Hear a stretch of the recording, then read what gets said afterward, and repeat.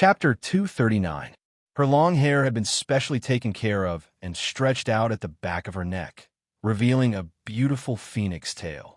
The light yellow shirt was a perfect foil to her snow-white skin, and the tailored bright silver suit jacket made her look both serious as an office lady and fashionable as an urban woman.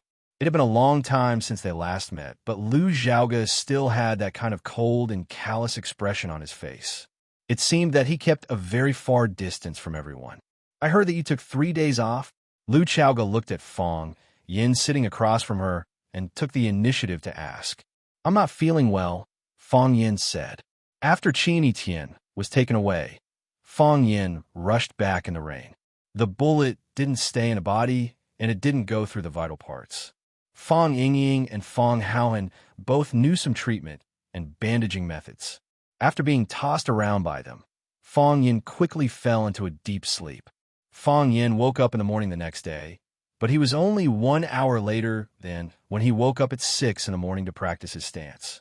The wound wasn't inflamed, his body didn't have a fever, and Fong Yin felt very hungry. It seemed that he was recovering well. Fong Yin took 3 days off and went to class on the 4th day. He sat there doing nothing but dialing Qin Etienne's phone number over and over again. He turned off his phone, turn off his phone, turn off his phone, almost driving him crazy. Therefore, he handed this task to the unemployed Fong Yingying and Fong Haohan and went to class as usual. After entering the state of work, Fong Yan's restless heart calmed down. This was the state he wanted. The war was imminent, and he needed to keep his body strong and his heart calm. Unfortunately, after he and Qin Etienne were shot at the same time, these two things were far away from him. "I only took 3 days off, yet someone reported it to Lu Xiaoga. I have to say, it seems like everyone firmly believes that I and Lu Xiaoga are a couple." "You look haggard," Lu Xiaoga said. "Really?" Fong Yin wanted to look at himself in the mirror, but he gave up on the idea. What did it matter to him to be haggard or not? "From the first time I saw you, you cut my flower arrangement in the office until I left school. Even when we were at our most difficult times, you never showed such decadence. Proud, motivated, and fearless. This is the Fong Yin I know." Lu Xiaoga looked at Fong Yin with bright eyes and asked, "What are you worried about?" Fong Yin smiled bitterly. These women were all shrewd. "Do you still want people to live? Let's not talk about me anymore." Fong Yin wanted to change the topic. "How are the preparations for your company?" "China Technology is progressing very well. The office and research room have been renovated. Because the research on bioenergy is a secret project, we have put in enough effort and security. The next step is to recruit people. Our partners will send some elites over, but the middle-level and low-level personnel still have to be recruited one by one from the talent market. In 2 days, we can open for business. Do you want to go and take a look?" "I'm not going," Fong Yin rejected. "I believe in your ability." "The company's matters are finished," Lu Xiaoga said. "Now can you tell me what you are worried about?" Lu Xiaoga frowned slightly and said, "If you are not happy at school, you can leave or go to China Technology. Although those companies are still safe for the time being, the temptation of the magic cube is too great. I believe they won't give up. They also need you there." Seeing that Fong Yin didn't respond, Lu Xiaoga explained, "I didn't come here to ask you to go to Chaoyan for help. I know what your choice is. I just want to tell you, if you don't like it, you don't have to do it. Even if you lock yourself in this yard every day to practice, I think it's a very good choice." Fong Yin looked at Lu Xiaoga thoughtfully and said, "Why do you care about me so much?" "Because." Lu Xiaoga picked up the tea that Fong Yingying brought on the table, avoided Fong Yan's eyes, and said, "Ani said that in this world, you are the only person who really cares about us. I think so too." "Your Ani is a very great woman," Fong Yin said. "Under such a harsh environment, she used her entire life to make a bet. In the end, she won the bet. That's because of you. If it weren't for you, the biggest variable, I would have died long ago, and Ani would have lost the bet." Fong Yin shook his head. It was really not easy for this woman to survive such a serious injury. After 2 lessons, he wanted to drink a sip of water, but Fong Yingying and Fong Haohan hid in the room and didn't come out, so he had to stand up and pour himself a cup of water. As soon as he got up, Lu Xiaoga had already taken a teacup and tea leaves to help him make a cup of tea. The teacup was Lu Chaoga's, and the tea leaves were also Lu Chaoga's. She was more familiar with this house than Fong Yin. "Thank you," Fong Yin said. He felt a little embarrassed. After all, Lu Chaoga was a guest from afar. "If it's not convenient to say, I won't force you," Lu Chaoga said. "Grandma called me and asked me to go to her house for dinner." Fong Yin had a headache and said, "You are so busy with work. How can Grandma bother you? You can refuse directly." "I accept," Lu Chaoga said. "To be honest, I was very happy to receive a call from Grandma." Grandma was very dissatisfied with Fong Yin. She ignored the big and small bags of gifts in his hands and directly lost her temper at him. She said, "I don't understand. Isn't it just being a class teacher? You're so busy that you don't even have time to go to Grandma's house for a meal. Fortunately, we live in the same yard. If you still live in Yinjing, I'm afraid I won't be able to see you for the rest of my life." "It's my fault, my fault." Fong Yin apologized again and again. There were some things that were not convenient for him to say, and the reasons that were convenient to say were difficult to convince Grandma. He simply bowed his head and apologized to appease Grandma's anger. Because except for your closest relatives, no one would care where you ate and how long you didn't come back for dinner. Lu Chaoga also spoke up for Fong Yin and explained, "It's my fault. My company has just been established, and I need Fong Yan's help with many things." Grandma said in a hurry, "It's not your fault. It's not your fault. It's only right that Fong Yin goes to help. If he doesn't, who will? I'm just afraid that he's so clumsy that he can't do anything right." Fong Yin felt as if his wound, which had yet to heal, had been ruthlessly poked again. She was his own grandma. Lu Chaoga couldn't help but laugh at her grandma's amusing remark. "Fong Yin is quite capable. So what? Luckily, he's only a class teacher. If he becomes the principal, I won't be able to see my grandson for years to come. Chaoga, you can't learn from him. Let Fong Yin do everything for you, and you need to take good care of yourself. Come to my place for dinner when you're free, and I'll make soup for you. Oh, I noticed that you liked fish last time, so I made some different kinds today. Here, try them. Fong Yin, go upstairs and tell your grandpa to come down for dinner." Fong Yin sighed softly in his heart as he watched his grandmother pull Lu Xiaoga's hand affectionately into the house for dinner. It seemed that his grandma, like all the other teachers at school, had misunderstood his relationship with Lu Xiaoga. It was time to have a talk with him. Whoosh, whoosh, whoosh, whoosh. Qinya Haowu used to make a whooshing sound when he attacked, but now it was a whooshing sound. His father had told him that he could start learning sword techniques when his attacks were silent. The true North Star one-blade flow sword technique had been improved upon and developed by his father. What Qinya Haowu needed to do was to perfect his father's improved sword techniques, find his own unique sword techniques, and develop them again. Qinya Haowu would inherit the honor of the light of the North Star. He was grateful to his father for bringing him to Huaxia. Stepping on this fertile land and feeling Fong Yan's existence at such a close distance, he was filled with passion and inspiration. His only hope was that he did not die under his father's sword when his sword Dao reached great accomplishment. Qinya Haowu stood under the osmanthus tree in the courtyard. The osmanthus flowers had bloomed, but the leaves on the tree were still green. "Not in good condition," Qinya Haowu said with a smile. "If it's because the battle is approaching, such an opponent won't be able to withstand a single blow." Qinya Haowu stood behind her father and held his favorite teapot. She said, "Father, if that's the case, can we postpone the date of the battle? Just as you said, an opponent who isn't in his best condition can't be my father's opponent. If teacher Fong Yin was given more time, he might have performed better. No, if we postpone the battle this time, he'll think he's lucky," Qinya Haowu said. "The people of Huaxia often say that the first spurt of energy will weaken and the third will be exhausted. I need him to perform his best under high pressure. Only then will I be interested in fighting him. Father, will you kill Fong Yin Haowu?" Qinya Haowu asked worriedly. Qinya Haowu glanced at his daughter and said with a smile, "It's late.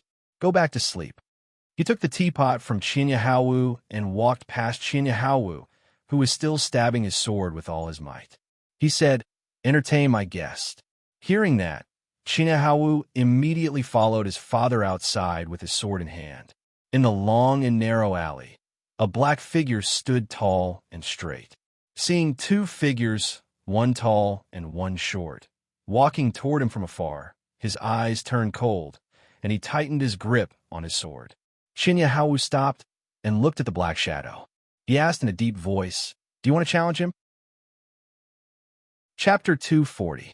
His eyes were sharp, his expression was cold, and he was wearing a black shirt. His head was slightly lowered. He didn't look at Chiba Berioku, but at the ground under his feet. He was holding a simple and unadorned long sword in his hand, looking like a peerless master.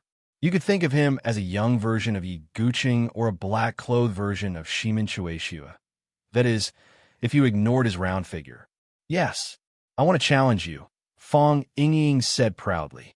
"Raise your head," Chiba Berioka said. "What's wrong with this challenger? You always have your head down. You have to let people see what you look like and see if you're worthy of my sword." "No," Fong Yingying said with a tough attitude. If he said no, he wouldn't. There was no room for discussion. "Why is that?" Chiba Shinobu's curiosity was piqued.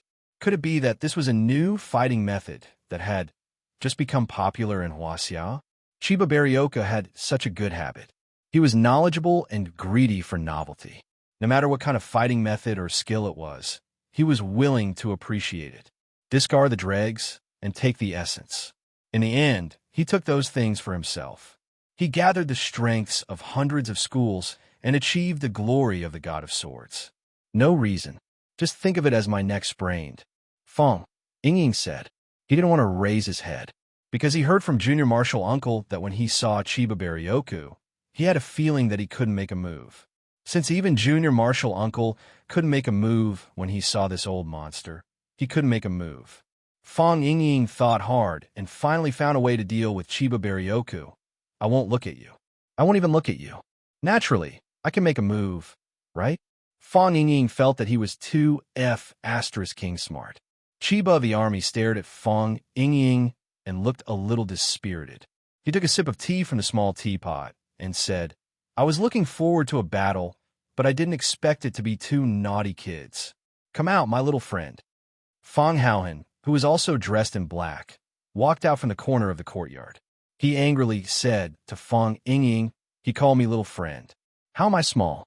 Don't stop me. I want to fight to the death with him." After Fong Yingying came out, Qing Yin, who was dressed in black and had his entire head covered in a hat, also walked out from the shadows. He had been monitoring Fong Haohan all this while, but this guy didn't make any strange movements, so he didn't act rashly. After all, this was Huaxia, and they still had some scruples. If someone dared to pry into the sword god's family's privacy in the East Ocean, they would have been beheaded by him. Qing Yin walked up to Chiba of the army and said in the East Ocean language, "I've searched, and there are no suspicious people around." Fong Yingying was very dissatisfied with Fong Haohan's attitude. He said, "Fong Haohan, I'm now in a state of battle, pouring qi into my dantian and becoming one with my sword. Don't you know that talking to me at this time will affect my fighting qi? What's more annoying is that you actually came to tell me a joke." Fong Haohan felt very wronged and said, "I'm not joking." Chiba of the army was really speechless at these two challengers. He said, "Please go back. You're no match for me." He didn't sense any dangerous aura from them, and he didn't even have the mood to fight. When he had just become famous, such challengers would come to him every day. There were at least 800 if not 1,000. Later, when he became more and more famous, those people suddenly disappeared. He didn't expect that not long after he arrived in Huaxia, there would be people from Huaxia coming to challenge him, and opponents of this level. It was extremely boring. Clang! Fong Yingying nimbly pulled out the long sword in his hand and still didn't look at Chiba of the army's eyes. He said, "Let's begin. I'm going to cut you down with my sword and establish my undefeated reputation." Qing Yin was angry and said to Chiba of the army in a deep voice, "Master, Qing Yin requests to fight." "Forget it," Chiba of the army said. He knew Qing Yin's way of doing things. If he allowed him to fight, he was afraid that neither of these two kids would go back. Killing people here was a big taboo, and there was no need to be angry over a few kids. Chiba of the army held the small teapot and turned back leisurely. Fong Yingying and Fong Haohan were a little dumbfounded. Chiba of the army didn't want to fight them? Hero, what should we do? Fong Haohan said anxiously. If he doesn't fight you, how can I film? How do I know? Fong Yingying said impatiently. Fong Yin was injured, and the bullet passed through his body. Although there was no danger to his life, and it wouldn't even affect Fong Yan's normal work and teaching students. However, Fong Yingying and Fong Haohan, who were both from martial arts families, understood that this was a very fatal thing for a duelist who was about to fight with a master. This bullet didn't take Fong Yan's life, but it drained the blood in his body. Without vigor, how can man be strong? Of course, if the one fighting with Fong Yan was at the level of Fong Yingying and Fong Haohan, Fong Yingying and Fong Haohan wouldn't be worried at all. They were very clear that even now, they couldn't beat Junior Martial Uncle. However, the one fighting with Junior Martial Uncle turned out to be a master who had entered the cliff wall stage. Ah, the cliff wall stage, such a strong person. I'm afraid you wouldn't see one in your lifetime. In this case, the impact of the bullet on Fong Yin was enough. Without a peaceful state of mind and a healthy body, without full spirit, without high fighting spirit, without a strong desire to live, how could Fong Yin win? Fong Yan's wound was bandaged by Fong Yingying and Fong Haohan, and they were also diligent in changing the dressing. Fong Yingying had unintentionally probed, since the injury was so serious, could the duel be postponed or simply canceled? Fong Yin shook his head, saying that it couldn't be canceled, nor could it be postponed. Fong Haohan said that they might as well not go. Would he run to the school to hurt people? Fong Yin shook his head and said, the news of my duel with the Chiba army has been spread out by people with intentions. After the Chiba army came to Huaxia, the first person they challenged was me. Now it's not just a duel between me and the Chiba army, but a duel between the Huaxia martial artists and the Japanese martial artists. I can lose, I can die. However, I have to go. Fong Yingying and Fong Haohan were really anxious. Fong Yin said that he could lose, he could die. Fong Yingying and Fong Haohan didn't want Fong Yin to die. The two of them thought about it and decided to find the Chiba army for a duel first. Fong Yingying acted as a meat shield and took the initiative to challenge the Chiba army, while Fong Haohan secretly filmed with a digital camera. Whether the Chiba army injured Fong Yingying or killed Fong Yingying, he couldn't show up and call the police with the digital camera. At that time, the police would arrest or deport the Chiba army, and Junior Martial Uncle wouldn't have to participate in the duel anymore, right? For Fong Yin, they were not afraid of losing, nor were they afraid of death. Their plan was exquisite, but the Chiba army was not willing to make a move at all. Fong Yingxiong bellowed as he charged toward the Thousand Leaves military department with his longsword. He was very fast, and he used the Fong Plum Blossom steps with all his strength. Bang! Fong Yingying's body flew back. The Chiba army didn't make a move, nor did Qing Yin and Chiba Haohan. Fong Yingying covered his stomach and coughed violently. Fong Haohan cried out in surprise. Missy Yi Ro, who was wearing a black leather coat and had short hair, stood in front of Fong Yingying and Fong Haohan. Seeing the sword in Fong Yingying's hand and the digital camera in Fong Haohan's hand, she was even more angry. She slapped Fong Yingying's head and asked in a sweet and arrogant voice, "Did you come up with this stupid idea again?" Fong Yingying didn't dare to dodge. He hurriedly explained, "It's not me. It's really not me." Slap. Yi Ro slapped his head again and said, "How dare you lie again?" Miss Yi slap. Yi Ro slapped him on the head again. "Stop it, stop it." Fong Yingying howled with his hands covering his head. "I confess it's me. It's what I want." Miss Yi, stop it. I was going to confess just now. I know.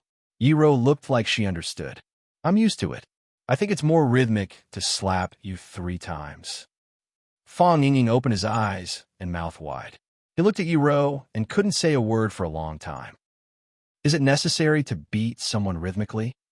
Seeing Yi Ro staring at the digital camera in his hand, Fong Haohan's face became even paler.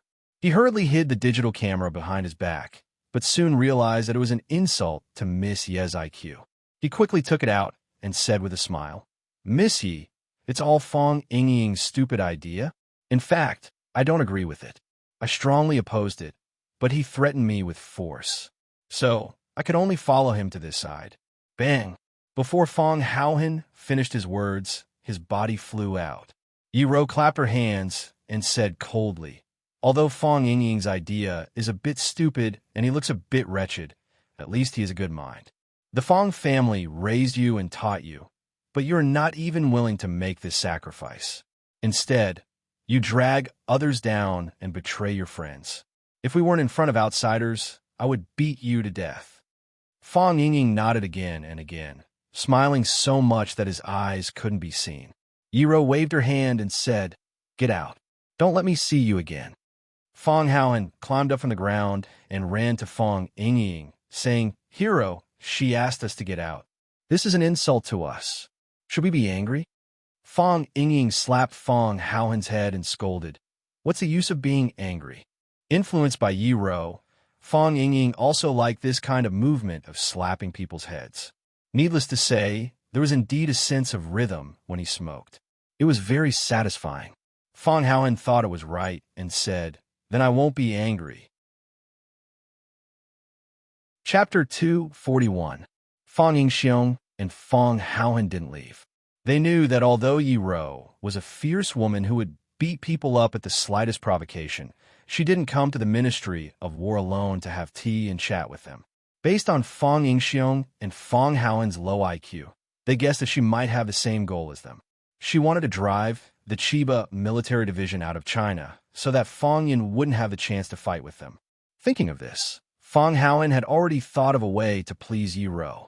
He walked quickly to Miss Yi and handed her the camcorder in his hand, saying, "Miss Yi, I didn't use this thing just now. I think you might need it. Here you are." Slap. Fong Haohan was slapped on the head again. Fong Yingying had just learned the trick of slapping the head from Yi Ro, and now he was addicted to it and couldn't stop. He carefully recalled the moment when he slapped Yi Ro.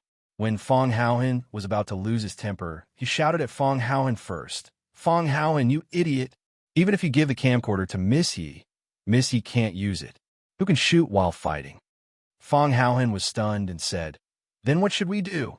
"Idiot." Fong Yingying wanted to slap Fong Haohan's head again, but Fong Haohan dodged it first. "Of course we'll use the camcorder to shoot for Miss Yi." Fong Yingying turned to look at Yi Ro and said, "Miss Yi, do you think I'm right?" Yi Ro's eyebrows twitched as she clenched her fists. Suppressing the urge to beat these two idiots to death on the spot, he said with a fierce expression, "You two idiots, can't you use your brain to think instead of your knees? Don't do such shameful things in the future, okay? Do you think you can kick him out of Huaxia just because you took a DV camera? He doesn't even need to do anything. His disciple will deal with the two of you. Even if you succeed and use this method to expel Huaxia back to Japan, our Huaxia martial artists will still become the laughingstock of the world, and you will also become the shame of Huaxia martial artists. In the future, don't learn from that wretched bastard junior martial uncle. Isn't it good to speak and do things with dignity? Put away your camcorders and scram as far as you can. Don't let me see you again.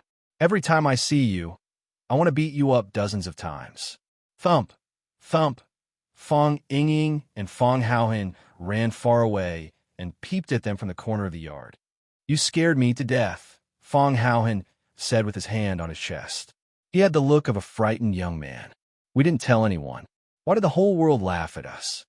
Fong Yingying couldn't figure it out. Of course, things like secretly taking photos had to be done in secret.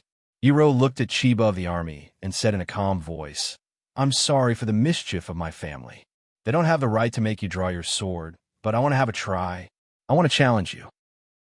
Qing Yin was so angry that he rushed to where Yi Ro was standing.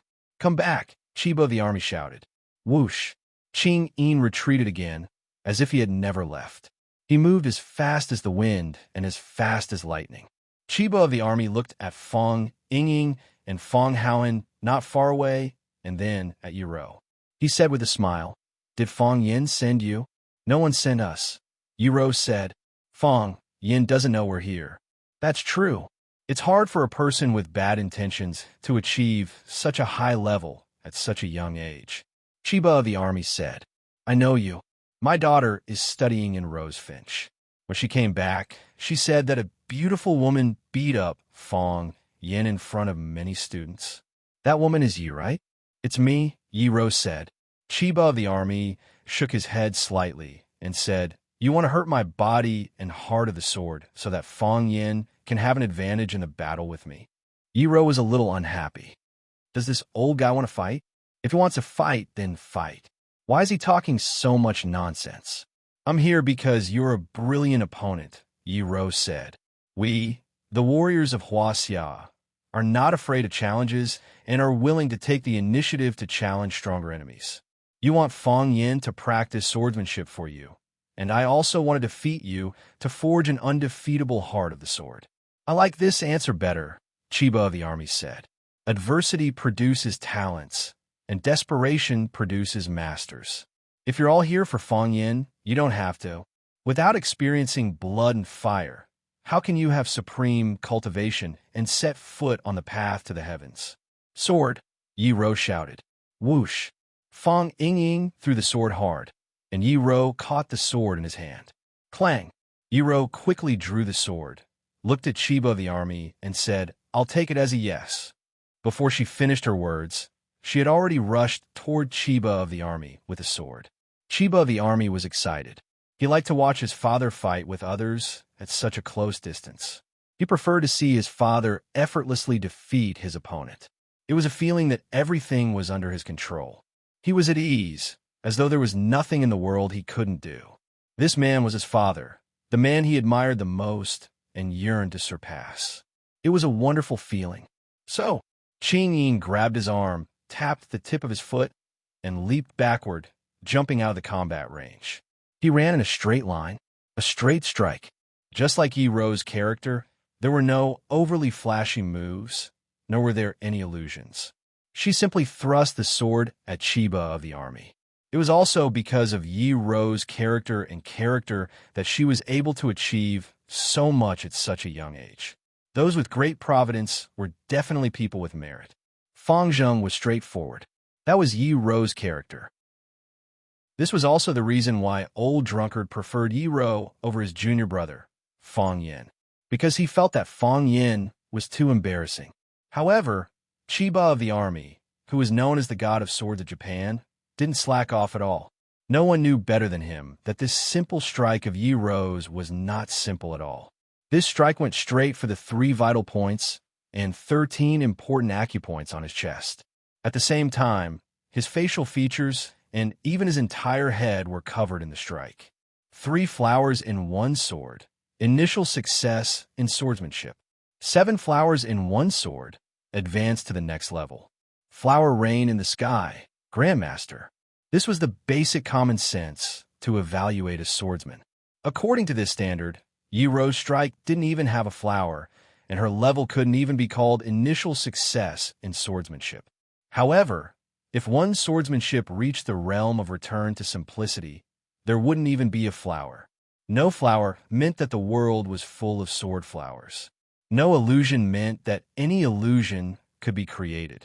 Just as Yi Rou's long sword reached Chiba of the army's chest, Chiba of the army moved like lightning.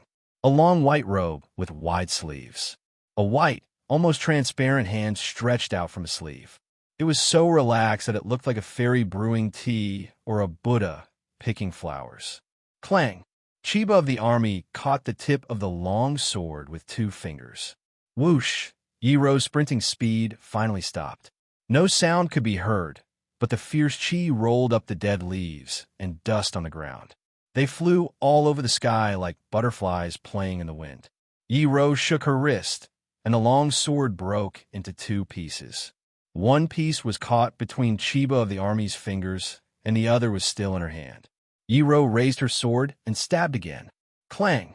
Chiba of the army stretched out his fingers again and caught the blade of Yi Rou's sword again. Yi Rou shook her wrist again, and the long sword broke into 2 pieces again. When Yi Rou stabbed for the 3rd time, Chiba of the army still caught the sword with his fingers. Crack, crack, crack. The long sword in Yi Ro's hand suddenly broke into countless pieces, and the countless pieces stabbed toward Chiba of the army like countless knives. The heavenly net was densely packed, enveloping the vital points of Qinya Bing's body. As long as any of the pieces pierced him, Chiba of the army would pay a heavy price, if not dead. Fong Yingying and Fong Haohan were both shocked by this scene. Fong Yingying cried out in surprise. Did you see that? Heavenly Maids Scatterflowers. The legendary Heavenly Maids Scatterflowers. Fong Haohan, how long has it been since you saw the real Heavenly Maids Scatterflowers? 2 years ago, when Miss Yi competed with Junior Martial Uncle, she used Heavenly Maids Scatterflowers on Junior Martial Uncle. Miss Yi's Kung Fu became more advanced. Fong Haohan, who was busy filming with the DV, said, at that time, Junior Martial Uncle caught 13 pieces. The rest were all stuck on him. Fong Yingying thought in his heart, I don't know how many pieces this old monster Chiba of the army can catch. Chiba of the army's eyes shone with a strange light. Beautiful, without any external force at all. He only used his own internal strength to shatter the hard sword into pieces, and then used the air and wind to attack the enemy. It was impossible to guard against and dodge. Chiba of the army stretched out his hands, and his wide sleeves waved in the wind like silk. Clang! With a crisp sound, Chiba of the army's body became calm again. However, the countless sword pieces that Yi Ro had thrown out suddenly disappeared, as if they had never appeared. Yi Ro didn't give up. Her body was infinitely close to Chiba of the army. Using the last small part of the sword on the hilt, she fiercely stabbed Chiba of the army's chest. Chiba of the army's body jumped into the air for no reason, and when he was in the air, he waved his sleeves very naturally. Clatter, silver light flashed, and the sky was full of stars. The pieces collected by Chiba of the army's sleeves became his killing weapons, whistling and rushing at Yi Ro. They were faster and more aggressive. Those sharp blades became an orderly saber formation, and all the sharp tips were densely aimed at Yi Ro, who was rushing at him. Yi Ro could be stabbed into mud at any time, which was extremely dangerous. Chapter 242. Fong Yingying was about to rush to the scene of the fight, but Fong Haohan grabbed him. Fong Yingxiong's face and neck turned red as he roared, Hero Fong, let go of me right now. This woman was Yi Ro, the eldest daughter of the Yi family. She was a close friend of their master, and Junior Martial Uncle's nemesis and nemesis. If it weren't for her, who would correct their moves and call them fools? If it weren't for her, who could beat Junior Martial Uncle to death year after year and make such rapid progress in martial arts? From the shame of the Fong family to the shame of the Fong family? Nothing could happen to her. Nothing could happen to her. If something happened to Yi Ro, they couldn't explain to their master, Junior Martial Uncle, or the elders of the Yi and Fong families. They were men, and they had to stand in front of this woman. This was a responsibility that Guanyin Bodhisattva Gautama Buddha gave him. You can't save her. Fong Haohan grabbed Fong Yingying's arm and wouldn't let go. Of course I know I can't save her. Fong Yingying yelled. I'm strong enough to block the sword. While Fong Yingxiong and Fong Haohan were still being lovey-dovey with each other, Yi Ro had already prepared the counterattack that she should have. Yi Ro jumped high into the air with the tip of her foot. She was like a blackbird sprinting high into the sky, like a rocket without a booster. She jumped very, very high, so high that ordinary people would be afraid of her. Qing Yin was a ninja, and he had always been proud of his speed and qinggong. He had dominated the 37 islands in the East Ocean, and he thought he could make a name for himself in Huaxia.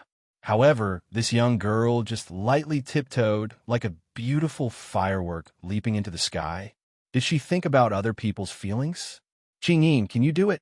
Chiba Haomu raised his head and asked expectantly. His eyes were filled with excitement and desire.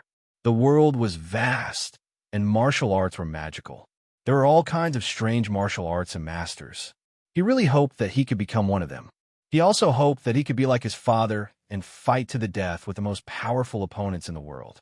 This was how a martial artist should be. I can, Qing Yin said. If he tried his best, he could do as well as Yiro.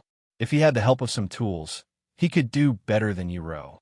However, very quickly, his eyes blazed with divine light, and his pupils became abnormally bright. With an excited expression, he said, "I can't do it." He even pulled down the hat that had been covering his head. It was a thin and shriveled middle-aged man, his face covered in scars. This is what he left behind in order to become a qualified jonin and pass the beauty array. No one's success was by chance, regardless of whether that person was a Huaxia or an East Asian. As a martial artist, they already had the spirit to sacrifice themselves for the martial Tao. In his eyes, the current Yiro could be called a miracle. When Yiro's body leaped to the highest point, she completely dodged the sweeping sword forest. Yiro's feet swayed as if she was walking in the air. She jumped above Chiba Hashirama, who was in midair, and stepped on the top of Chiba Hashirama's head. It was only an inch, but the energy brought up by it reached a radius of several meters. A strong whirlpool of air formed around her, enveloping herself and Chiba Hashirama, and then she stepped on him from top to bottom. Chiba Hashirama didn't dodge. He held his right index finger and middle finger together like a sword. The sword was full of murderous intent, and it stabbed at Yiro's foot. Whoosh! The sword energy pierced through the sole of Yiro's black leather boots and pierced the flesh of her foot. Like a huge balloon being pierced by a needle, the airflow suddenly disappeared. Yiro felt the danger. She borrowed the force of her body in the air again, rolled twice in a row, and fell far away to the ground. It was precisely because of her dodge that she avoided Chiba Hashirama's next killing move. Clap, clap, clap. Yiro fell to the ground and took 3 steps back in succession. Whoosh, whoosh, whoosh. It wasn't until then that the blade fragments pierced into the walls and tree trunks after a short flight, not even leaving a trace. Yiro frowned slightly and looked at Chiba Hashirama more fiercely. This old monster had entered the state of being one with his sword. He was the sword, and the sword was him. There was no part of his body that wasn't a sword, and there was no part of his body that wasn't a sword. He killed people with sword energy, and he killed people invisibly. Chiba Hashirama's body landed gently, neither too fast nor too slow, and his movements were as smooth as flowing water. In this round, Chiba Hashirama won a small victory. "You want to kill people," Yiro said. "Death and injury are inevitable in a competition," Chiba Hashirama said with a smile. "Either you step on my dead body to achieve supreme glory, or you become a dead soul under my sword. Who cares? I don't understand. There's so many masters in Huaxia, and there are so many eccentric hermits. Why do you have to fight with Fang Yen? With your cultivation at the absolute wall stage, his chances of winning are slim. Is it really because he is an opponent worthy of your sword? Because he is an opponent worthy of my sword," Chiba Hashirama said calmly. His attitude was very firm. "There are many people worthy of your sword. Tao addict Song Zanyang, martial addict Ho Jindong, nation master Li Zonghao, and hermit Weed of Weed Temple in the south. Which one of them is not a first-class master in the world? Aren't they worthy of your sword? Chiba Hashirama, you bully the weak with your power."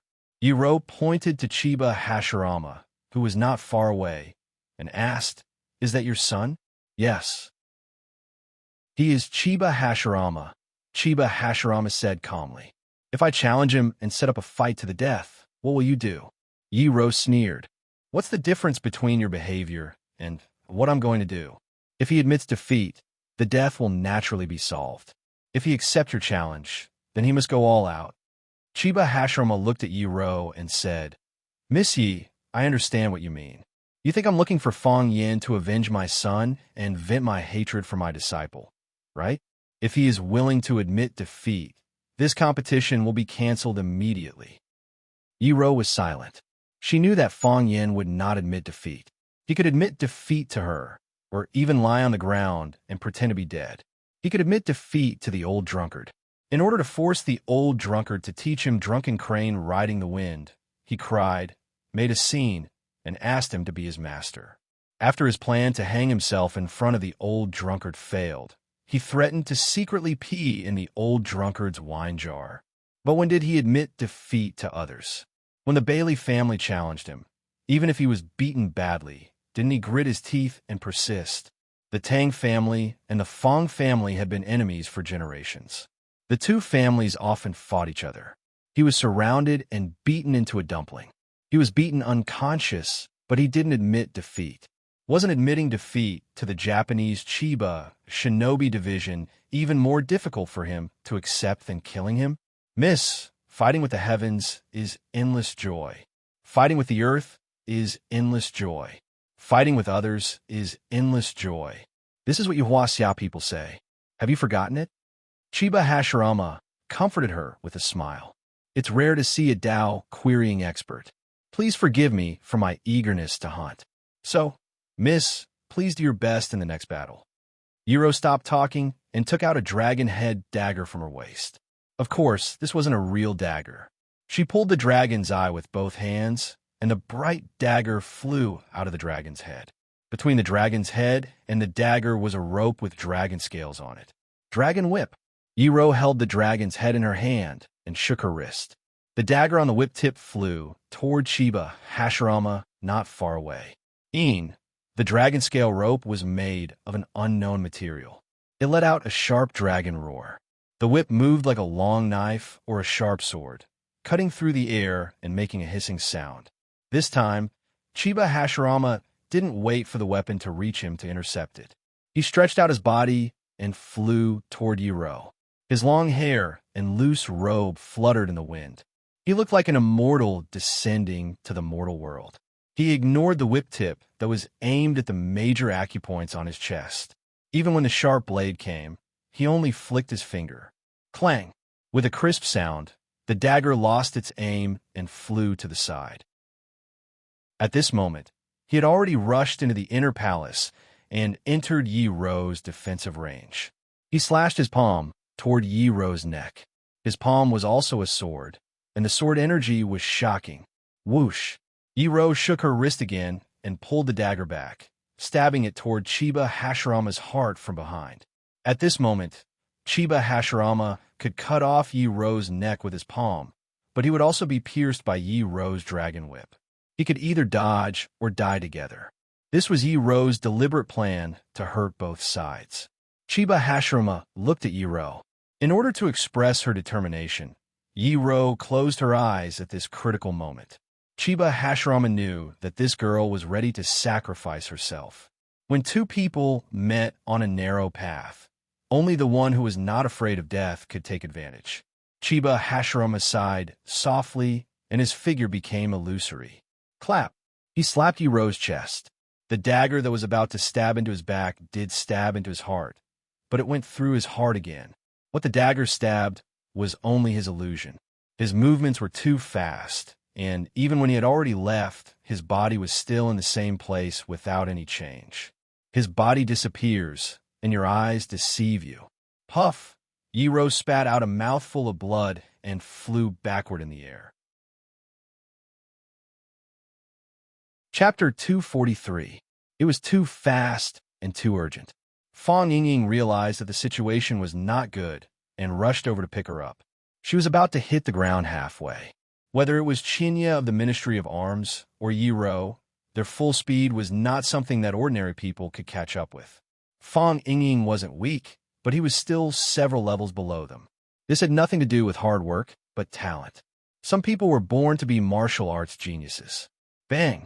A black figure rushed over from behind Fong Yingying, stepped on his shoulder, and leaped over his head. He jumped up high and caught Yiro's body, who had lost control of her body, and held her in his arms. A cool breeze blew, and the moonlight shone leisurely. Yiro opened her eyes and saw Fong Yan's worried eyes. Her beautiful eyes were instantly filled with anger, and she said angrily, "Why are you here? Why are you here?" Fong Yan asked with a smile. "I'm here to challenge the Thousand Leaves Military Department," Yuan said. "I also want to challenge the Thousand Leaves Military Department. He's the one I want to challenge. This is my battle. What are you doing here?" Yiro was furious. This feeling was too embarrassing. It was just like when he was a child and suddenly wanted to steal his cousin's makeup box to put on makeup for himself.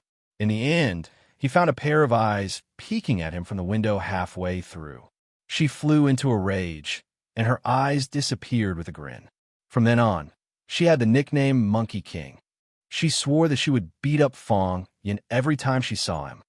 "Miss, are you being reasonable?" "All right, I know you've always been unreasonable.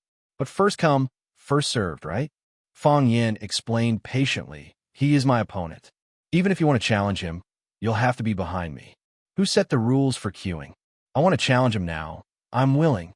If you're not convinced, hit me." This woman was always like this, making it impossible for people to talk to her nicely. All they wanted was a good fight. Before Fong Ying could have the time to think, how could Fong Haohan run faster than me? He heard Fong Haohan shouting, "Junior Marshal Uncle," from behind. It turned out that youngest Marshal Uncle was here. Fong Yingxiong finally stopped his running fat body with great difficulty and sprinting forward. If Junior Marshal Uncle came, then there was nothing for him to do. Otherwise, if Junior Marshal Uncle misunderstood that he wanted to steal his woman, then it would be big trouble. After all, who would be willing to have a handsome rival by the side of the woman they like? Bang! Only then did Fong Yin land with Yi Ro in his arms. "Put me down," Yiwen said. "You're hurt. Put me down." Yi Ro became even more domineering. Ignoring him, Fong Yin looked at Chiba Baryoshi and said, "My wife and children are immature and have caused you trouble. I'm sorry. I'm afraid of losing and death, but I'm most afraid of retreating. I'll be there on time for the Battle of One Sword Peak. Don't worry." Fong Yin smiled at Chiba Baryoshi and walked back with Yi Ro in his arms. Fong Ying and Fong Haohan looked at each other and followed him cautiously. Chiba Baryoshi stood there, looking at the backs of Fong Yin and the others with a worried expression. Chiba Baryoshi and Qing Yin walked over, and Chiba Baryoshi said happily, "Father, you won again."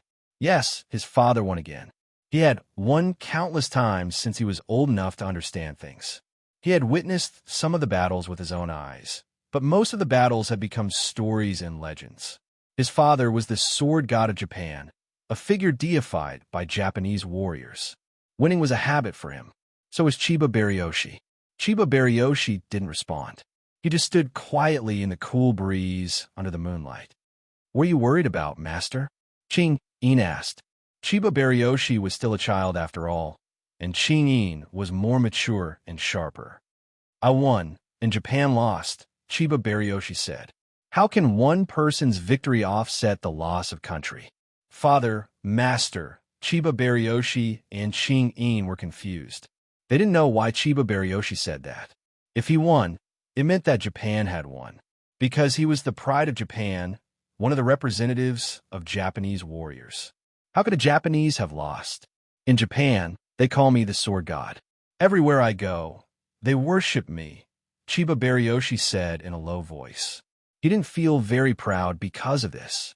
Chiba Baryoshi smiled and said, "Father, that's the supreme honor you earned with your own strength. You deserve it. Father has always been my goal, and also the goal of thousands of Japanese warriors." Chiba Baryoshi shook his head and said, "That's what I'm worried about.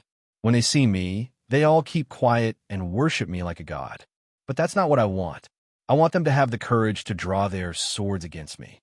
In Japan, no one has the courage to draw their swords against me. In Huaxia, I've already met two. Even the two men who don't dare to look me in the eye have the determination to die," Chiba Baryoshi said. Japan lost. Chiba Baryoshi looked at his father with more love, and Qing Yin looked at his master with more respect. Chiba Baryoshi served the country and the people. The hatred of the country and the hatred of the family was the future of a martial artist. Even the man who was the Japanese sword god could not abandon all human emotions. He would love because he loved and hate because he hated. Now, he was worried about the young man's desire to die and the martial arts heritage of Japan. Chiba Baryoshi turned around and said, "The brave are fearless. Let's work hard together." Only then did Chiba Baryoshi and Qing Yi notice that there was a small hole in the back of Chiba Baryoshi's clothes. With their sharp eyes, Qing In and Chiba Baryoshi could see the dazzling red line. The two of them sucked in a cold breath at the same time. "Father, are you hurt?" Chiba Baryoshi cried in surprise. As far as he could remember, he had never seen his father get hurt. Never had. The sword god is still a human. How can a human not be hurt? Chiba Baryoshi's calm voice came. Rose Finch High School, in the courtyard of the villa. "Take off your clothes," Fong Yin said. "No," Yiro said. "Take off your clothes." "No." "Yiro, have you noticed? When we talk, we have to say the same thing several times." Fong Yin looked at the unreasonable Yiro helplessly and said, "I noticed." Fong Haohan raised his hand happily, feeling proud of his smart brain and wise eyes. Slap. Fong Yingying slapped his head and scolded. "You idiot! It has nothing to do with you. They are flirting. Why are you getting involved? From now on, shut your stupid mouth." Yiro stared at Fong Yin with sharp eyes and said, "Fong Yin, don't think you can take advantage of me because I'm hurt. You may not be my match in a fight. Who wants to fight with you?" Fong Yin said angrily, "You're hurt. You're bleeding. You were slapped by that old psycho from Chiba Baryoshi. I have to see where you're hurt so I can apply medicine for you." "What does it have to do with you?" Yiro said with disdain. She pushed Fong Yin away and said, "Don't put your face too close to me. I'm afraid it will affect my appetite and aggravate my injury." Then she turned around and was about to leave. "Yiro, stop the F***CK. Fong Yin shouted. He felt that his little universe was about to explode. What kind of woman is she?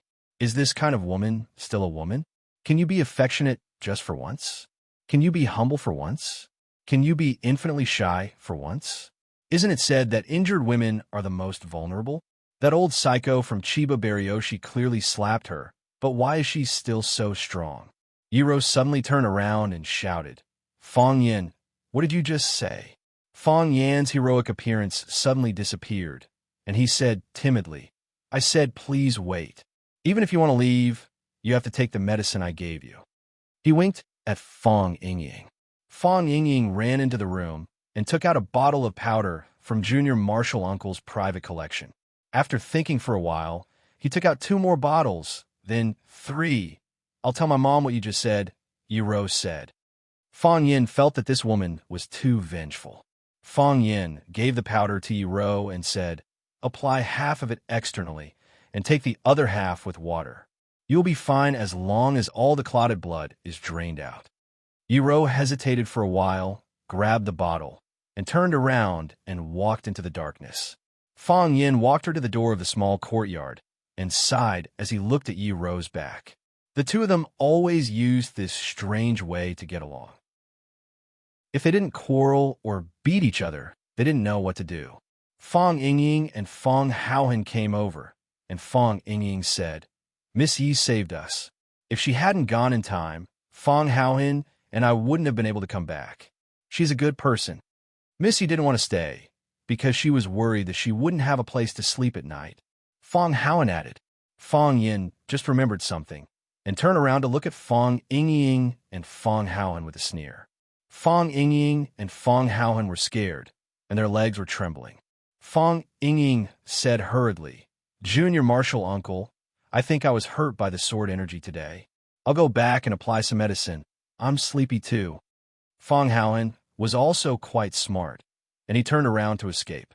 Fong Yin quickly blocked in front of them, and both his hands are flying, slapping Fong Yingying and Fong Haohan's heads nonstop, and scolded, "You two idiots, leave the fighting to the women. Why did you run over there?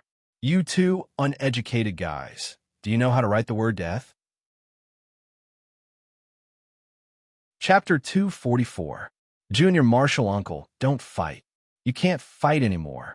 Fong Yingying yelled while covering his head. "You just called me an idiot. If I continue to fight now, I'll be a retard. If I had known earlier, I would have fought with the old monster of the Chiba army. Even if I was killed by him with a sword, I would still be proud if I died like this." Fong Yin sneered and said, "You want to fight with the Chiba army with your mediocre skills? Others are fighting with their lives, but you're going to die. You just want to say that Miss Yi is better than us." Fong Yingying said anxiously. After saying that, He immediately realized what a stupid thing he had said. He hurriedly said, "Of course, your way of thinking is completely correct. Who is Miss Yi? She is a first-class master in Huaxia. She is invincible in the world, except for Junior Martial Uncle, who can last 3 rounds with her." Fang Yin was too lazy to fight these 2 rascals anymore. He asked Fang Haoen to get water for him to wash his hands. These 2 guys hadn't washed their hair for a long time. Their hair was greasy, and Fang Yan's palms were covered with that sticky substance. "What? Do you think being killed by the Chiba army is something to be proud of?" Fang Yan looked at Fang Yingying and asked. "I didn't mean that," Fang Yingying explained with a smile. "In my beautiful imagination, of course, it would be more glorious if I killed the Chiba army. But we can't do it. Last time, Junior Martial Uncle said that he couldn't make a move when he saw him. I even laughed at Junior Martial Uncle in my heart for exaggerating and saying that the old guy was too powerful." "Pa!" Fang Yin couldn't help but slap Fang Yingying's head again and scolded. "What right do you have to laugh at me in your heart? Can you judge more accurately than me with your greasy eyelids that can't see 3 meters away?" "Yes, yes, yes." Fang Yingying nodded again and again. He said the wrong thing again. This slap was worth it. Junior Martial Uncle is right. I had a little doubt before, but after I practiced it myself, I found that the old guy was just standing there casually. I didn't know where to attack him. Is this the master of the wall stage? Isn't he too powerful? Of course. Young Martial Uncle's foresight is even sharper. Even though it was the first time he met him, he already knew everything about him. Fang Yin shook his head and said with a wry smile, "If I was really that powerful, would you and Fang Haoen risk your life to fight him?" Fang Yingxiong opened his mouth and said, "We asked him to risk our lives because Fang Haoen and I felt that how could we use a butcher's knife to kill a chicken? It's a waste of resources. Fang Haoen and I will get rid of him first, so that after Junior Martial Uncle defeats him, others will say that you are bullying the weak. It's not worth it." Fang Yin washed his hands in the basin that Fang Haoen brought over. He looked at Fang Yingying and Fang Haoen seriously and said, "I know that you are worried that I can't beat the Qinya army. You are worried that I will be injured or even die. So you 2 idiots went by yourselves. With your mediocre skills, wouldn't it be a dead end if you went? You haven't reached that level yet, so there is no way to know how powerful the Qinya army is. Even his disciple will be a rare opponent for you. You are afraid that I will be injured, afraid that I will die. Am I not afraid that you 2 will be injured? Am I not afraid that you 2 will die? This is my battle and my responsibility. Since he came to me, even if I die in battle, I will keep my promise. This has nothing to do with my personal honor or face. It is for the dignity of all the warriors in Huaxia. If I lose, there will be another person who will challenge me. If I die, there will be another person who will come out to avenge me." Fang Yin patted Fang Yingying on the shoulder and said, "But I don't want the next person to be you, because I know that you will lose and die. You just need to live like this. Even if I am gone, you can still take care of my parents and the old drunkard for me. So, you are more valuable alive than dead. Don't do such stupid things in the future. Don't die so easily." Fang Yin turned and left, leaving Fang Yingying and Fang Haoen in a daze in the courtyard. Fang Haoen was emotional. His eyes were red and tears flowed out. He said in a choked voice, "Fang Yingying, I want to kill those bastards. Why did they bully Junior Martial Uncle?" Fang Yingying also cried. He looked even sadder than Fang Haoen. Fang Haoen looked at Fang Yingying and comforted him. "Hero, don't worry. Junior Martial Uncle will be fine. His martial arts are so good that the old monster might not be able to defeat him." Fang Yingying wiped his tears with his sleeves and said, "Junior Martial Uncle used my clothes to wipe his hands. The water dripped onto my neck. It was still early winter in Huacheng, but winter in Yinjing was already extremely cold. Jiang Qin and Yuan Lin looked at the fewer leaves on the locust tree, and they felt better and better. After a while, it should be snowing in Beijing, right?" Jiang Qin and Yuan Lin were both from the south. It was Jiang Qin's first time walking out of Huacheng. Yuan Lin spent most of her time in Huacheng, apart from occasionally accompanying her parents to the north in spring and autumn. So, The two of them had actually never seen real snow. So, they had been looking forward to the arrival of the first snow of the year. They were looking forward to making snowmen in the snow, having snowball fights, and even hugging the person they liked in the snow. Jiang Qin was wearing a white training suit, while Yuan Lin was wearing a black one. The slim and soft training suit outlined the girl's figure extremely well, causing the two boys next to them to keep peeking at them. The two boys were Jiang Qin and Yuan Lin's classmates, and they could be regarded as fellow apprentices. After Mao Xianping, who became famous after successfully training Xia Tian, retired from the music academy, he specially took a practice room in the school to train his disciples. Before Xia Tian sent Jiang Qin and Yuan Lin here, there were already two guys who were one step ahead of him. The tall and thin guy was called Guanyu, the son of the famous domestic film and television star, Gui Qingyan. He inherited the excellent genes of his parents and was very handsome. The other boy, who looked very gentle and elegant with glasses, was called Huang Yida. He usually looked very low-key, but he always had a superior arrogance. No one knew what his family background was. An old man with slicked-back hair was lying on a chair with his eyes slightly closed, looking like he was about to fall asleep. Jiang Qin's body was sitting in front of a guzheng, his body slightly leaning forward, his fingers gently fiddling with the guzheng. The sound of the guzheng was clear and pleasant. "Stop!" Mao Xianping suddenly opened his eyes and shouted loudly. Jiang Qin quickly stopped and looked at Mr. Mao Xianping helplessly. She knew that she had played something wrong again. Mr. Mao Xianping was very strict with his apprentices, and he treated Jiang Qin and Yuan Lin equally. He did not care about their feelings when he reprimanded them. "Jiang Qin, do you know where you went wrong?" Mao Xianping jumped up from the chair, walked to Jiang Qin, and asked. Jiang Qin thought for a moment and said, "Teacher, I don't know." If you said you didn't know, the teacher would be angry. If you answered wrong, the teacher would be even angrier. Therefore, Jiang Qin chose an answer that would not make the teacher angry. "What song did you play?" "Zen Heart of Clouds and Water." "What is Zen Heart of Clouds and Water?" The sound of the guzheng was like the gurgling of water, the sparse shadow of the bamboo forest, and the reflection of the spring stone. From the sound of the guzheng, we need to understand the great Buddha Dharma and great freedom. I know that you are a new student, so I don't ask you to play the great Buddha Dharma and great freedom. But tell me, where are your clouds? Where's the water? There are no clouds and no water. How can it be called Zen Heart of Clouds and Water? Jiang Qin looked ashamed and said, "Mr. Mao, I'm sorry. I was too anxious."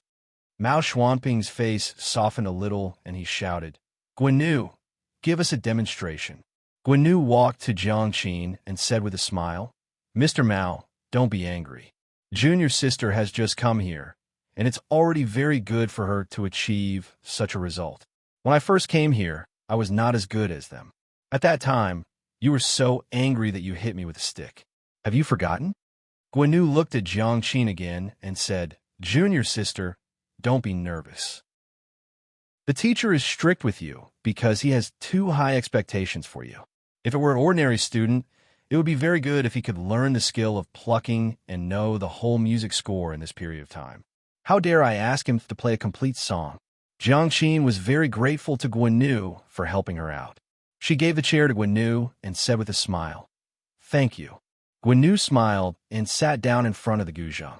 After adjusting the rhythm of his heart, he gently exhaled a mouthful of turbid qi, and then his fingers gently stroked the strings of the guzheng, and a beautiful tone jumped out. It had to be said that Guanyu was indeed a bit talented in guzheng. The room was very quiet, and everyone was listening carefully. You could see the clouds and water, see the harmony of the clouds and water, and hear the solemn Buddha voice. At the end of the song, everyone applauded warmly. Bao Xianping pointed to Guanyu and said, "There are some flaws. Clouds and water flow slowly, not too fast. If you use too much force, it will not be beautiful." Guanyu quickly stood up and said gratefully, "Thank you for your teaching." Bao Xianping looked at Jiang Qin and asked, "Do you understand?" "Understood." Jiang Qin nodded. Mao Xianping was very satisfied with his disciple's studious attitude and said, It's good that you understand. The ancients pay attention to having a well-thought-out plan. If you have wind and clouds in your heart, then the music you play will be able to create a storm. You are very talented, and I hope you can go further on this path. Thank you, teacher.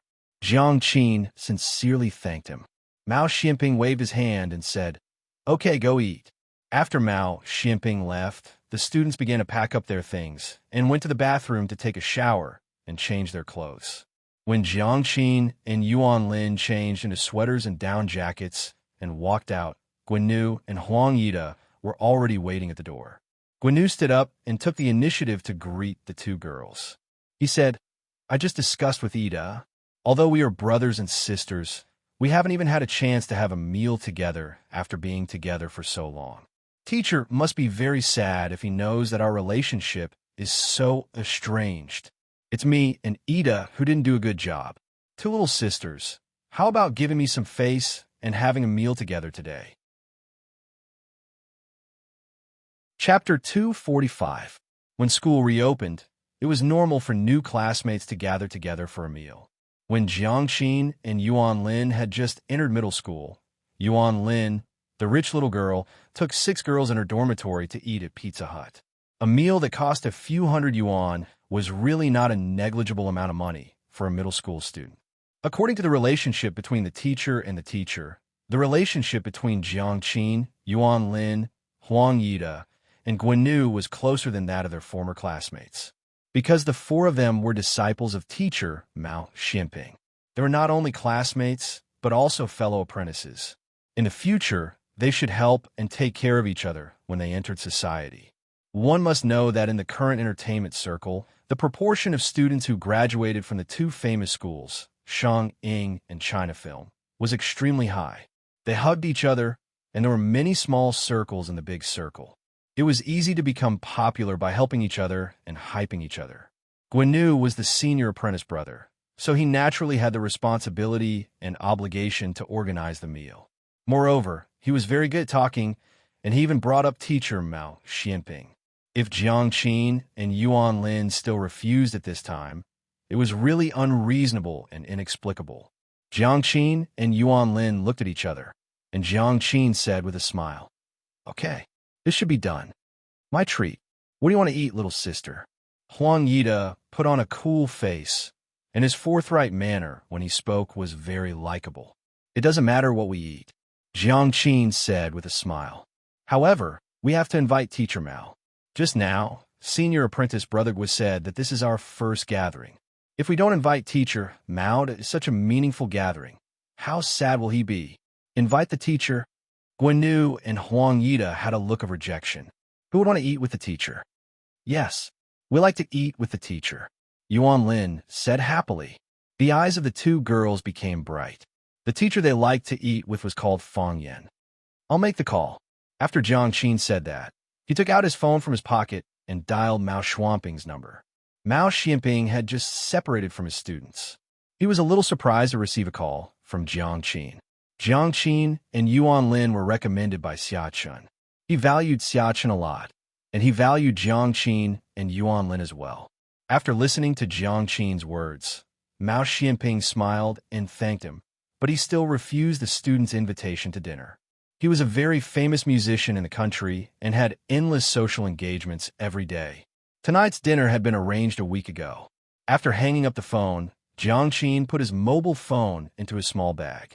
He looked at Guanyu and said, "Senior brother Gua, teacher Mao has no time tonight. Ask us out next time. Then let's eat first." Guanyu looked regretful, but he was overjoyed in his heart. "That's not good," said Jiang Qin.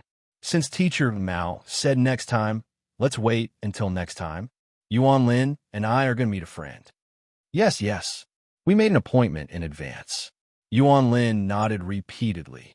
"Senior brothers, I'm sorry." The 2 girls jumped away. Guanyu and Huang Yida stood in the same place and looked at their backs in a daze. "What a smart little girl," Guanyu said with a smile. "She's young, but she has a lot of ideas. She refused us and left us speechless. This is treating us like wolves." Huang Yida said with a bad face, "Teacher Mao doesn't have time, but they don't have time? Teacher Mao isn't here, and they don't even have the guts to have a meal with us? Guanu looked at Huang Xianping with a smile and said, Are you a wolf? What about you? Huang Yida asked. The revolution has not yet succeeded. Comrades still need to work hard. The two waved their hands and walked in opposite directions, one on the left and one on the right. Dead leaves fell, and a thick layer of leaves piled up on the ground. Not knowing whether the cleaners were too lazy or deliberately adding a touch of romance to the autumn, no one swept the leaves into the trash can. Therefore, the campus couples held hands and stepped on the leaves, making clicking sounds. Every step made people feel happy and joyful. The naughty girl ran on the leaves, and with a kick of her toes, countless leaves flew all over the sky. Jiangxin also liked to kick the leaves. Every step she took, she stepped deeply and then kicked the leaves in front of her toes out. It was as if she wanted to kick out the troubles in her heart. You don't like them? Yuan Lin took Jiangxin's hand and walked quietly on her right side. What? Jiangxin was thinking about her own thoughts and didn't hear her friend's words clearly. Yuan Lin was a little angry and raised her voice and said, I asked you if you don't like Guanu and Huang Yida. Jiangxin thought about it and said, It's not that I don't like them, but it's not that I like them. You probably don't like them? Otherwise, why did people say that you refused to have a meal with your classmates? Yuan Lin, you didn't notice that when you were playing the zither, Huang Yida looked at you with a strange look? I noticed it too. When you were playing the zither, Guanu looked at you with a strange look. It was as if he blinked his eyelashes and there would be tenderness and honey falling out. I thought I was the only one who had such a feeling. It turned out that you also had. Jiangxin looked at Yuan Lin and said, We are still young. Don't think about love. Since we chose to learn classical instruments, since teacher Fang Yin and sister Xia Tian have such high expectations for us, then we must do our best and not let them down. Yuan Lin sneered and said, Teacher Fang Yin doesn't have any expectations for us. He said that if we can't hold on, we can pack up and come back at any time. It's not necessary to become a musician, but Sister Xia Tian has great expectations for us. She is still learning the zither, and she works harder than us. If the object of love is Fang Yin, you won't say that you are too young to fall in love, right? You damn girl, I'll tear your mouth. Jiangxin angrily rushed towards Yuan Lin. The two girls played in the leaves for a while, and then walked side by side again, panting. It's strange, Jiangxin said. When I was at school, I always felt that those boys were too naive and not as mature as teacher Fang Yin. Now that I'm here, I feel that Guanu and Huang Yida are really boring to put on airs all day. I think so too. Yuan Lin nodded. Why do I always find them unpleasant? I want to rush up and beat them up. Alas, the two girls sighed softly. I don't know when I can see teacher Fang Wei again, Jiangxin said. It's the first time I've left home, and it's so far away. I really miss Mom's braised pork, Dad's dumplings, and Mr. Fang. Mr. Fang said that he is from Yinjing. When the students are on holiday, he will come to see us, Yuan Lin comforted. Mr. Fang said that he should solve problems with his head in the future. You did a good job just now, Yuan Lin said. What does he use to solve problems? Fists. The two girls looked at each other and then laughed. Jiangxin stopped talking, and Yuan Lin also became silent. Hand in hand, they walked towards the bustling streets. That way, they could show that they were not too lonely in this city. Number 3. Lu Jing, go and stop number 3. Number 28 is going to make a layup. Stop him. Huang Haoran, go. In order to cultivate students' moral, intellectual, and physical development, the school often held some competitions. The current one was the Rosefinch Senior High School Interschool Basketball Competition. This was the first round of the preliminary competition. According to the rules, the first, second, and third years would each send a team to compete for the title of the school champion. Fang Yin ran to the office to draw lots, but he drew the 9th class and the 11th class, which had the highest basketball level, together. The 11th class was a special enrollment class. What was a special enrollment class?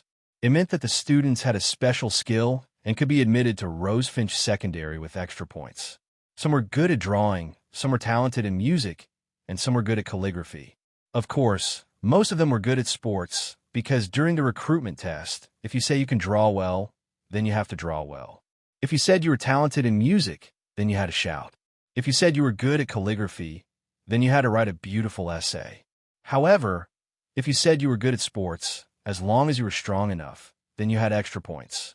As a result, several big guys and 1.8-meter tall men appeared in Class 11.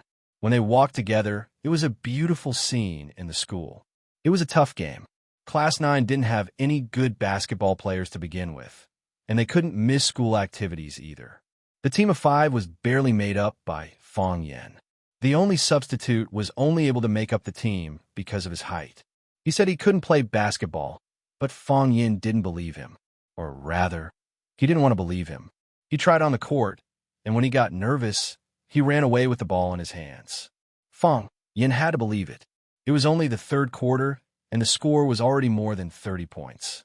58-12. The ninth class 21 points were almost all scored by Huang Haoran alone. He wasn't tall, and he was very short-sighted, but his three-point shot was very beautiful. Huang Haoran got the ball again, sprinted, and jumped. Fong Yen clenched his fists. He knew that as long as Huang Haoran had a chance to get the ball, he would be able to get the 3 points. Although Fong Yen knew that they were going to lose this game, he didn't want it to end here. He could teach anything, but he would teach his students to give up. Huang Haoran, come on. The cheerleaders finally got a little bit of spirit.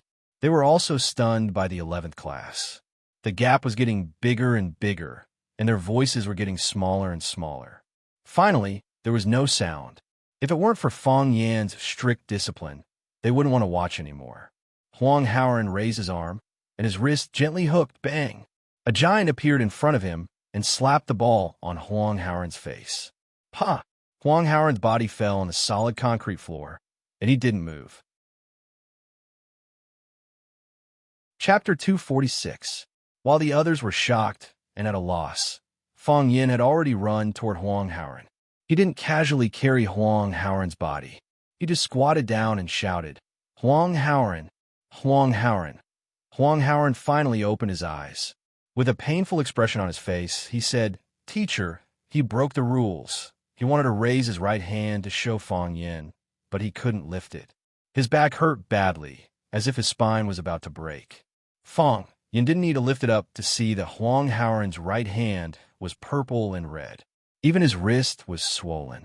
Obviously, the guy slapped the back of Huang Haoran's hand. Because he used too much force, Huang Haoran's wrist couldn't bear the heavy pressure and sprained it when he fell to the ground. He's bleeding, he's bleeding. The students of the 9th class gathered around and looked at Huang Haoran, who was lying on the ground with concern. The back of Huang Haoran's head was smashed, and the blood stained the dark cement. It looked a little shocking. It was good that he could talk. Fong Yen picked up Huang Haoran and said, I'll take you to deal with it. In order to do a good job of protection, the school doctor patrolled around several competition courts. Seeing an injured team member, he immediately went to the court to treat him. The team doctor was invited by the students. After checking Huang Haoran's wound, he said, It's no big deal. He still knows how to protect himself. When he fell to the ground, his head was stiff, but the injury on his back is serious. I'm afraid he'll have to rest for a few days. Fong Yen checked Huang Haoran's spine. There was no danger of fracture or dislocation. He said, It's good that he's fine. It doesn't matter if he rests for a few days. After being busy for a while, Huang Haoran was escorted to the infirmary by the study commissary to disinfect and rest. Fong Yen looked at the bulky student who had slapped Huang Haoran and was now drinking Coke and laughing with his teammates. He walked over and slapped the bulky student's head. Li Hu was angry and shouted angrily, Why did you hit me? Injuries are unavoidable in a basketball match. I didn't do it on purpose. Why do you have to hit me? So what if he was a teacher? Does that mean teacher can beat people as he pleases? Tiger Li's teammates were also very angry. A few big guys surrounded Fong Yen in the middle. If there was any disagreement, they would press him down in the middle and give him a beating. Science and technology were getting more and more advanced, but the reverence students had for their teachers and knowledge was getting weaker and weaker. In this day and age, if you dare to run in front of any student and say, Teacher for a day, Father for life, They would spit apple juice at you and call you an idiot. You want to be my father? It's more like I am your father. Fang Yan's face was very calm. He looked at Tiger Li and said, I hit your head, not because you injured your classmate. Of course, I am really angry about you breaking the rules and injuring your classmate. If you say you didn't mean it, I believe you. However, even if you were playing against each other, because of your foul, a classmate fell to the ground and got injured. Shouldn't you go over and help him up and apologize? He's not my teammate. He is your classmate, not your enemy. Even if you're standing on the same court, it doesn't mean that you are life and death enemies. Because of your foul, a classmate is lying on the ground bleeding. You're drinking Coke and joking with your classmate. Because the person lying on the ground is not you. The person who is bleeding is not you. So you can have a clear conscience and act without any scruples.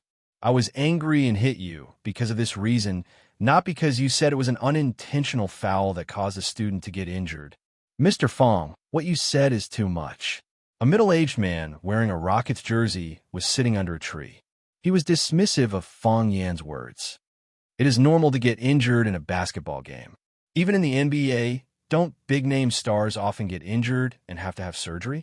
They're still kids, so it's understandable that they don't think about things as comprehensively. If you use your own standards to demand things from them, and then use your identity as a teacher to beat someone up, do you believe that I'll go to the school and report that you're physically punishing students? The person who spoke was Gu Sinny, the homeroom teacher of Class 11. He is also a basketball enthusiast and usually fights with people. From his outfit today, it can be seen that he should be a die-hard supporter of the Rockets. Gu Sinny doesn't like Fang Yan very much. The first reason is naturally because of jealousy. They were all the homeroom teachers of the Year 1 students. Why was it that they were unknown while the newcomer, Fang Yan, stood out from the rest, and his name was known by everyone in the school? Moreover, the school leaders asked Fang Yan to give a lecture to the first-year students.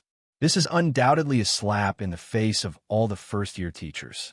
In the eyes of the school leaders, he is far better than the teachers. What was even more depressing was that the total score of Class 9 was not that far behind that of Class 11. But after Fang Yan's arrival, Class 1's Chinese and literature became the first in the whole grade, even surpassing Class 1, the top class. Their scores in other subjects also improved significantly, and their overall score was ranked in the top 5 in the whole school. The school leaders said at the teachers' meeting that it is not just the number of the class that is ranked at the bottom. Look at Class 9. Isn't it a good example? The faces of the homeroom teachers at the back of Class 9 darkened on the spot. It is not that they don't work hard. They also want their students to be in the top 3 in the whole grade. However, how can it be so easy? When you're working hard, others are also working hard. Okay? The homeroom teachers in front of Class 9 looked even more embarrassed. What does this mean? At that time, the students were divided according to their grades. Now the students at the back of the line are in front of them. Doesn't this mean that they are incompetent? At that time, Fang Yan was also sitting at the meeting, and he could feel the murderous look in everyone's eyes. The Norwegian fishing boat returned to the harbor, but the sardines caught by the fishermen were already dead. Only the sardines caught by Hans were still alive. It turned out that Hans put a few catfish, the natural enemy of the sardines, into the transport trough together with the sardines. Because catfish eat meat, the sardines became nervous after being put into the trough. In order to avoid being eaten by their natural enemy, the sardines desperately swam, thus preserving their strong vitality, so they survived. If the other teachers are compared to sardines, then Fang Yan is the catfish in the fish trough. The school leaders hope that Fang Yan can stir up the competition in the school even more, and Fang Yan does not mind being such a catfish. If every teacher thinks about how to improve the academic performance of the students will benefit in the end. This is also what Fang Yan wants to see. Gu Sinny hates Fang Yan more than the other teachers because his uncle was implicated in Fang Yan's incident and was transferred. Gu Sinny's uncle, Gu Yunfan, is the logistics director of Rosefinch Secondary, which is the most lucrative position in the school. This is because when Fang Yan entered the school, he assigned Fang Yan a utility room with a leaky roof. In fact, Fang Yan really did not take this matter seriously, and he has never even seen Gu Yunfan. However, after a series of power struggles and changes in ownership, Rosefinch High is now owned by the former vice principal, Liu Chaoga. After Liu Chaoga left Rosefinch, Fang Yin became Liu Chaoga's spokesperson in the school. Moreover, there are rumors that Liu Chaoga is the mysterious woman behind Fang Yin. Therefore, Gu Yunfan's position as the logistics director is not suitable. After the school leader's research and adjustment, Gu Yunfan is now the vice chairman of the school's education committee, a position with a low level, low salary, and almost no authority. Gu Yunfan is holding back his anger in his heart and scolds Fang Yin several times at home. Gu Xini is Gu Yunfan's nephew, and he can enter Rosefinch because of Gu Yunfan's support. Without such a big backer, his heart naturally hates Fang Yin.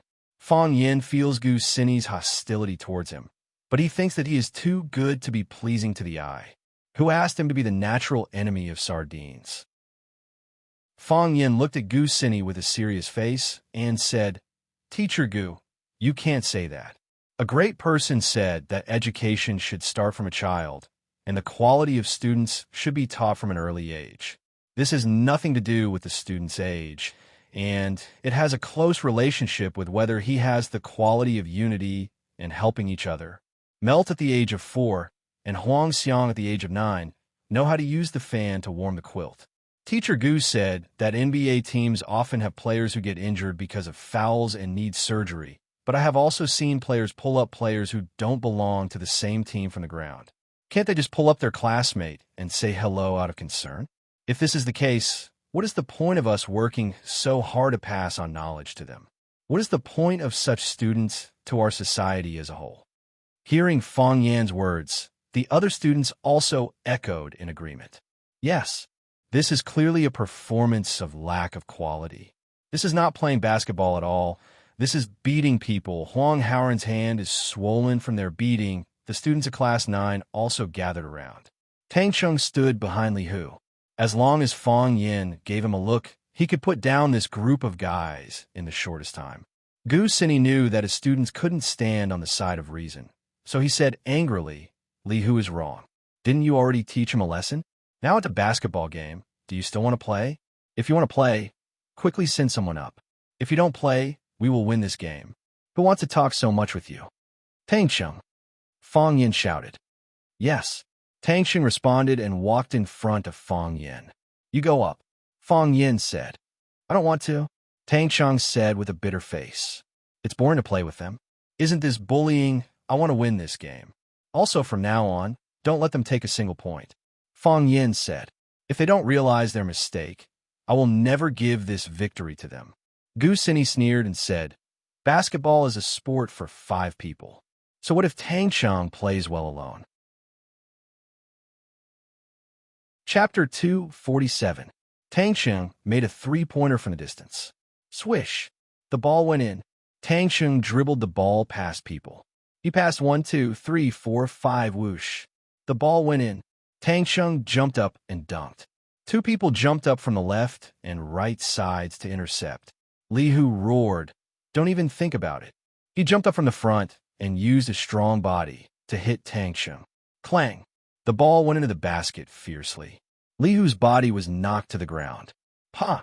Until this time, Tang Cheng's body landed lightly on the ground. He flipped his hair back in a carefree and unrestrained manner, not even a drop of sweat falling down. This made Tang Cheng feel a little regretful. If he shook his hair to shake off a few drops of sweat, the effect would be better. Of course, for him, this was enough. Tang Cheng! Tang Cheng! Tang Cheng! The cheers of the students almost overturned the court. Tang Cheng's name resounded throughout the campus. There were also countless students rushing towards the court. Of course, most of them were girls. Tang Cheng was originally Rosefinch's most handsome boy, but he was usually low-key. He rarely showed his talent in any aspect. Today, under the pressure of Fang Yin, he ran to play basketball. Then, the girls' blood and passion were instantly ignited. Handsome facial features, strong body, extreme speed when running, elegance when dribbling the ball, dominance when doing a slam dunk. God, how could there be such a handsome boy? They fainted. The girls felt that they had difficulty breathing and lost all their strength. Tang Xin was originally unwilling to play. As a warrior who practiced internal martial arts, he felt that playing basketball with these guys was bullying. This was also the reason why he was absent from this game.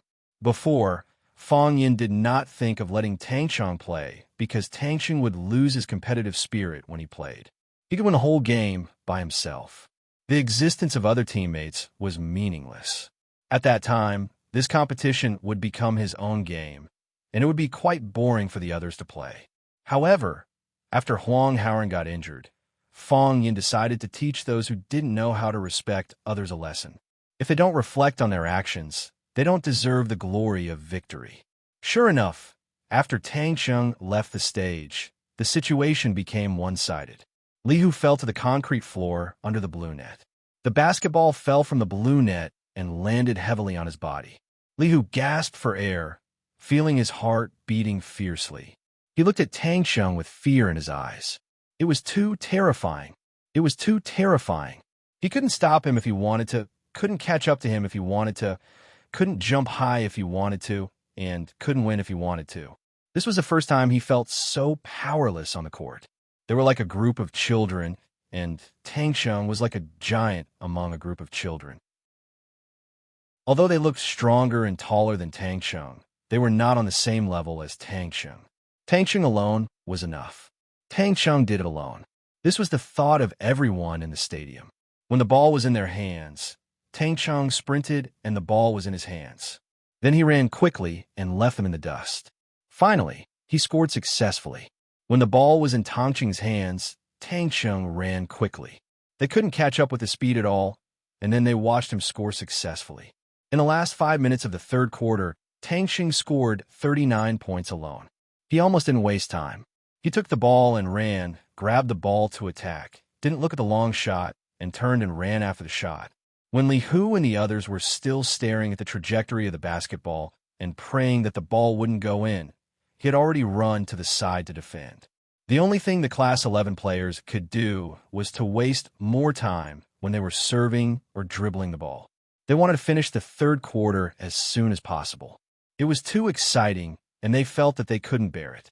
Moreover, as Fang Yin said, after Tang Xiang played, the Class 11 players didn't get a single point. Except when they were serving, they didn't even have a chance to touch the basketball. The muscles on Gu Sini's face twitched, and he roared angrily, "This is cheating. It's cheating with Kung Fu." Fang Yin sneered and said, "We don't even know what Kung Fu is, and you say it's cheating? Ordinary people can't do it at all." "Yes, Kung Fu is to make ordinary people superhuman," Fang Yin said.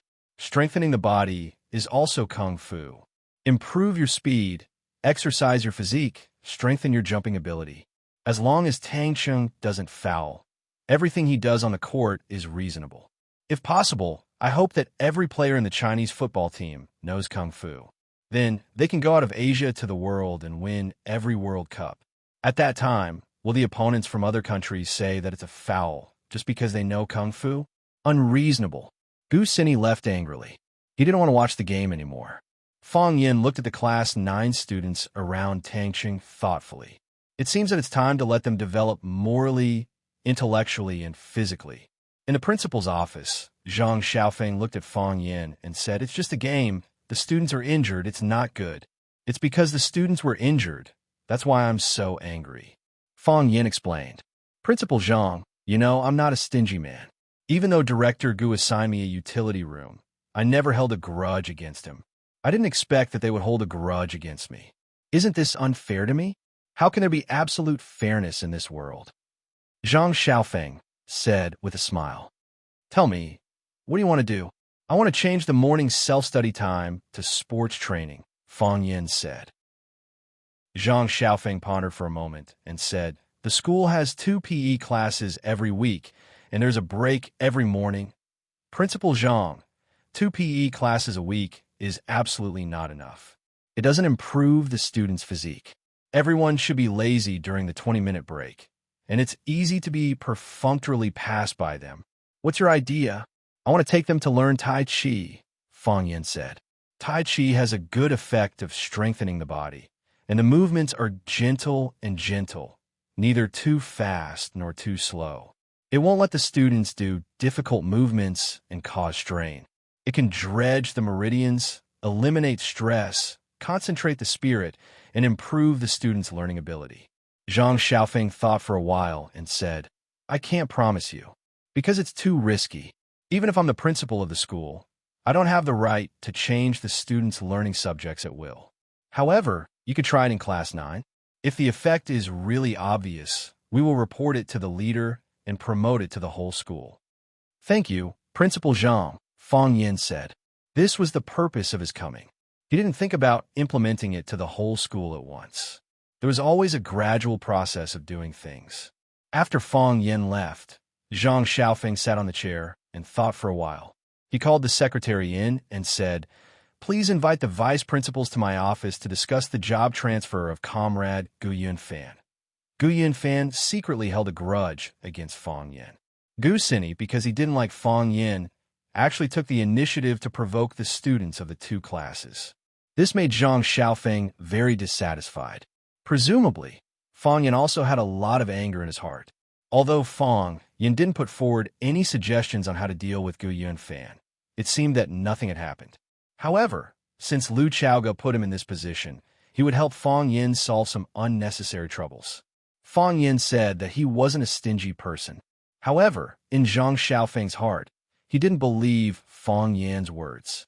Where there are people, there is Jianghu. Where there is Jianghu, there is fighting. The school was no exception. The next day after the game, during the students' morning reading time, Fang Yin took the students to the playground to run. Fang Yin's plan was to run for 10 minutes to exercise, and then take the students to learn Tai Chi in the rest of the time.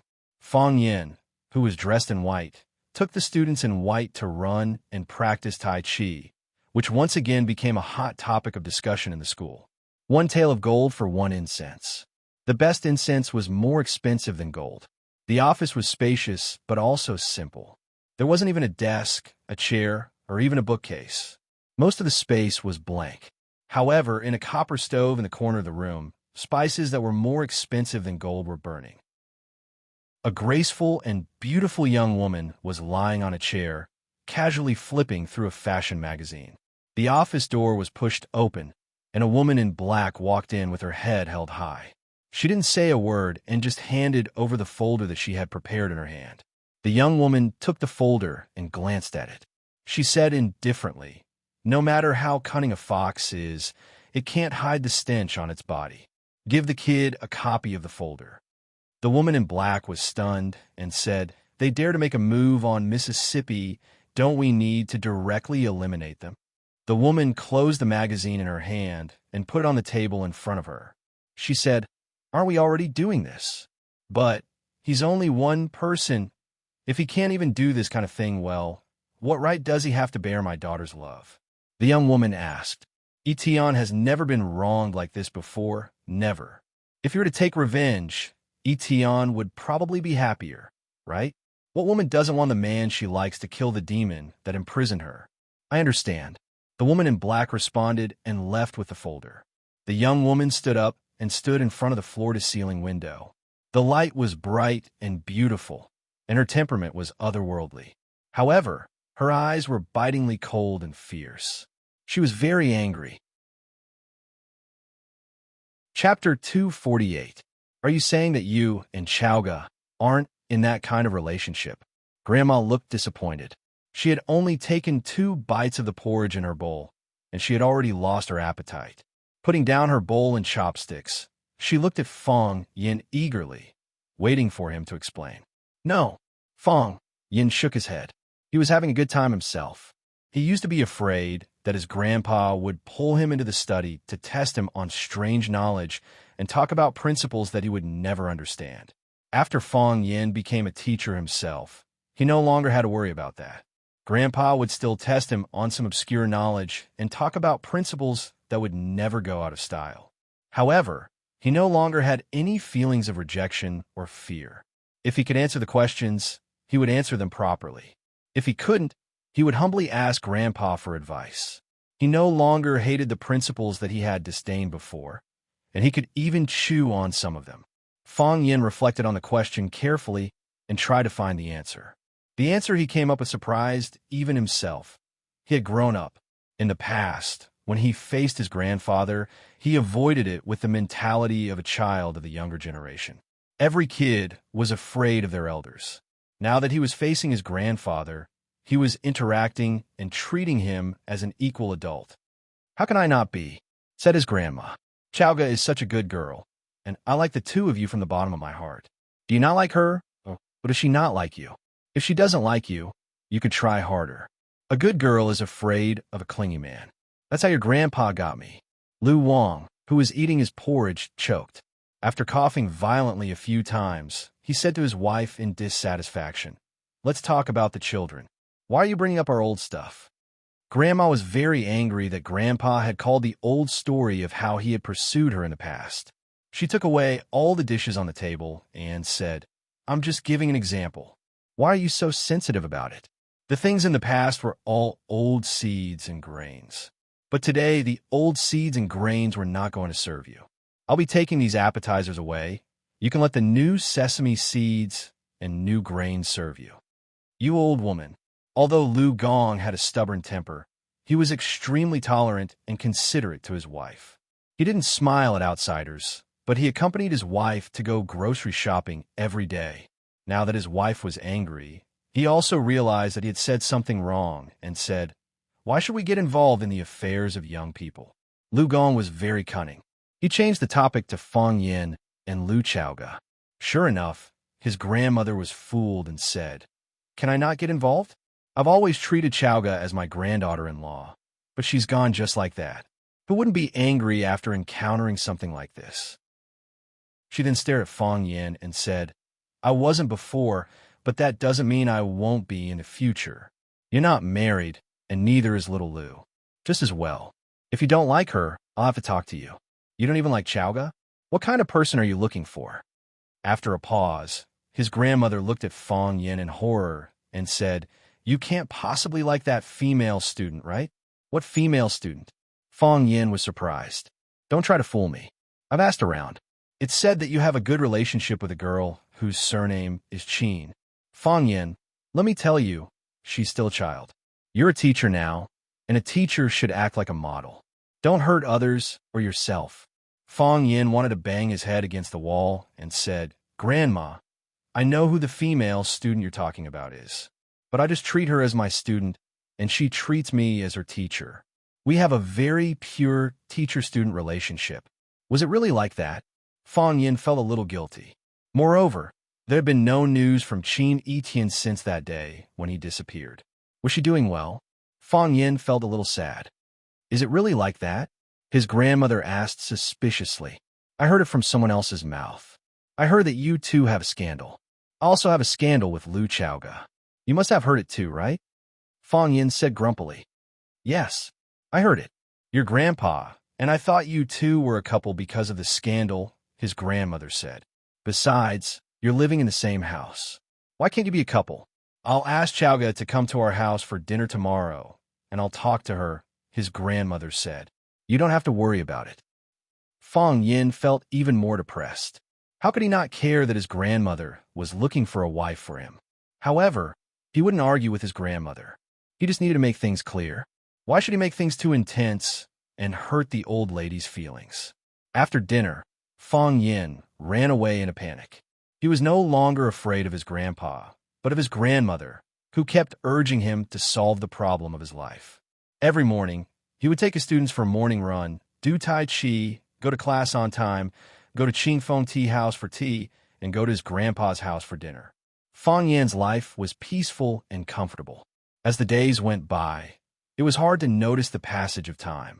If it weren't for the fact that the decisive battle between Fong Yin and the Chiba army was getting closer and closer, Bailey Lu came.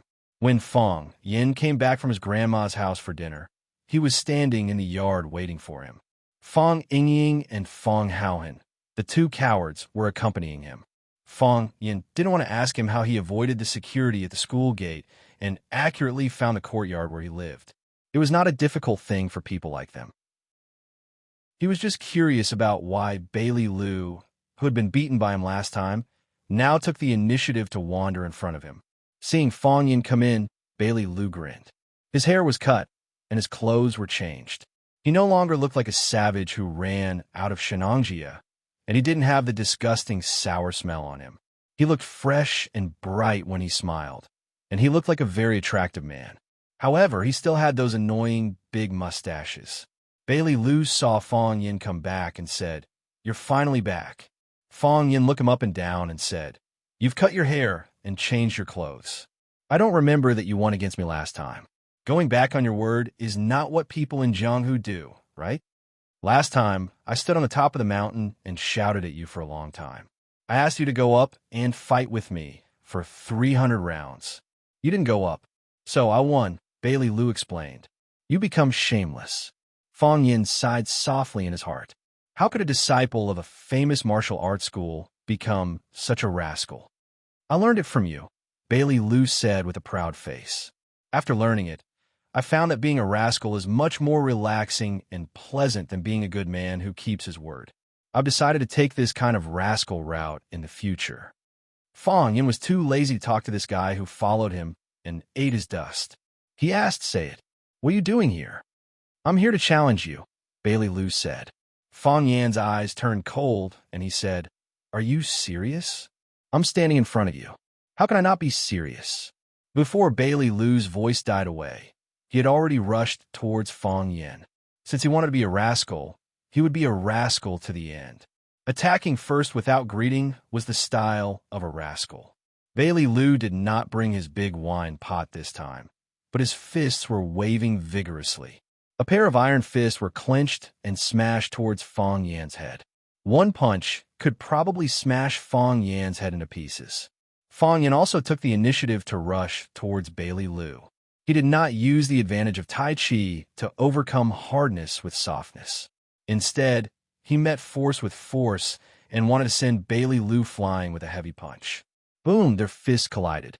Bailey Lu's feet did not move, but the shoes under his feet rolled up the bluestone bricks on the ground. The bricks flew in the air, as if there was something on the ground that pushed them up with great force. Clang!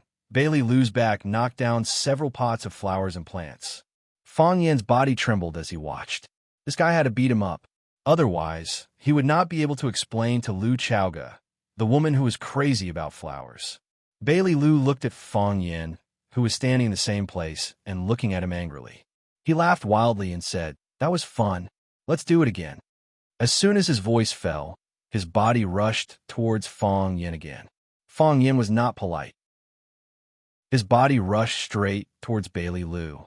Bailey Lu's fist hit Fong Yan's chest, and Fong Yan's hook hit Bailey Lu's stomach. Although Bailey Lu had the title of Divine Fist, his strength was not as good as Fong Yan's. Bailey Lu's body retreated, and Fong Yan closed in step by step. Seeing that Bailey Lu was about to retreat to the corner of the courtyard wall, Fong Yan kicked out with lightning speed. Clang! Bailey Lu's body hit the courtyard wall firmly. Kacha! Kacha! The dust on the courtyard wall shook off, and then a large number of cracks appeared. Fong Yan's fist was still pressed on Bailey Lu's stomach, and he pushed back heavily. The courtyard wall collapsed, and a big hole appeared. Bailey Lu was actually punched out of the courtyard by Fong Yan. Dust flew, and even the plants on the wall fell. Bailey Lu fell to the ground, and the bricks and various green plants that fell later buried his body. Fong Yingying and Fong Haohan both gasped at the same time. This was a school. Was it really okay for them to fight like this? Fong Yin did not stop. He lifted the well cover in the courtyard with both hands and threw it at the stone mountain where Bailey Lu was lying. Boom! The well cover was too heavy, and it crushed a lot of bricks and plants. If it was an ordinary person, his bones would have been crushed. This big well cover was on the top, which was equivalent to burying Bailey Lu alive.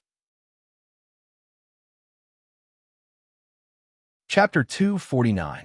The pile of stones was silent, as if Bailey Lu had been killed by the heavy manhole cover. However, Fong Yin was still vigilant. Even Fong Yingying and Fong Haohan did not believe that Bailey Lu had been killed by junior martial uncle just like that. They stood behind Fong Yin and looked at the movement under the pile of stones from a distance. Boom! It was earth-shattering. The patio cover on the top suddenly bounced up and flew high into the sky with the whistling sound of the wind. The bricks that covered Bailey Lou's body also flew up, entangling and hitting each other. A huge body stood up straight from the ground. With a kick of his feet, he jumped high into the air. Bailey Lou did not let them down. He jumped very high and grabbed the patio cover that was about to fall from the highest point. He held the patio cover with both hands and moved his feet in the air. He rushed towards Fong Yin, who was standing in the yard. He flew over the courtyard wall and held the patio cover with both hands. He rode on the clouds and rode on the mist with great momentum. The patio cover was his weapon of attack. He was going to use the cover to kill Fong Yin directly. Whoosh! The wind was howling, and the broken branches on the ground were blown up. Fallen leaves fluttered in the air like countless butterflies dancing around Fong Yin. Fong Yin stood where he was and prepared to take this attack head-on. "Fong Yin, go to hell!" Bailey Lou roared. He took advantage of the situation from above. He swung the patio cover and smashed it hard towards Fong Yin's head. Fong Yin punched upwards with both of his fists, and both of his fists landed on the manhole cover. Clang! Fong Yin's body became shorter for no reason. The stone slabs under his feet could not withstand the strong gravity and were crushed into powder by him. Not only that, under the constant pressure of Bailey Lou in the sky, Fong Yan's body continued to drill into the soil. Now he was up to his knees. Fong Yan's two heavy punches landed on the patio cover, and two large holes appeared on the cover. His hands were pierced through the holes, as if he had made a natural chain for himself. Bailey Lou was suspended in the air, and his whole body was pressed against the patio cover. He wanted to punch Fong Yan's whole body into the soil. Exerting all his strength, he found it impossible to do so. Therefore, he swung his fist and smashed it against the patio cover. Fong Yin was a nail, and his fist was a nail. He was going to hammer the nails into the soil with a hammer. Fong Yin retracted his fist and punched again. Clang! Both of them swung their fists at the patio at the same time. The patio cover instantly shattered into tiny stones, and the place where they punched was also smashed into stone powder. Fong Yan's body sank again, but Bailey Lou's body was punched into the sky. Fong Yin threw the half-stone cover in his hand toward Bailey Lou in the sky. Then he exerted his strength, and his whole body bounced up from the deep pit. He tiptoed and flew toward Bailey Lou, who was about to land. Clang! Fong Yin kicked Bailey Lou away. Bang! Bailey Lou punched Fong Yan's stomach, and Fong Yan's body flew into the air. Crack! Fong Yin lifted Bailey Lou's body and smashed him against a sweet-scented osmanthus tree in the courtyard. The osmanthus tree broke, and Bailey Lou's body fell to the ground with most of the branches. Bailey Lou's face was swollen, and his eyes were like panda eyes. There was a big cut on his forehead, and blood dyed his cheeks and neck red. Fong Yin was also in a sorry state. His clothes were torn and tattered. He looked like a freshly baked brother shark when he went out. Fong Yingying and Fong Haohan were afraid of getting involved, so they hid in the room and didn't dare to come out. They just peeped at the fight through the window. Fong Yin and Bailey Lou fell to the ground, panting. The blood on Bailey Lou's forehead flowed into his mouth, but he didn't intend to wipe it off. He said, "I know you were injured some time ago, and I know you're angry.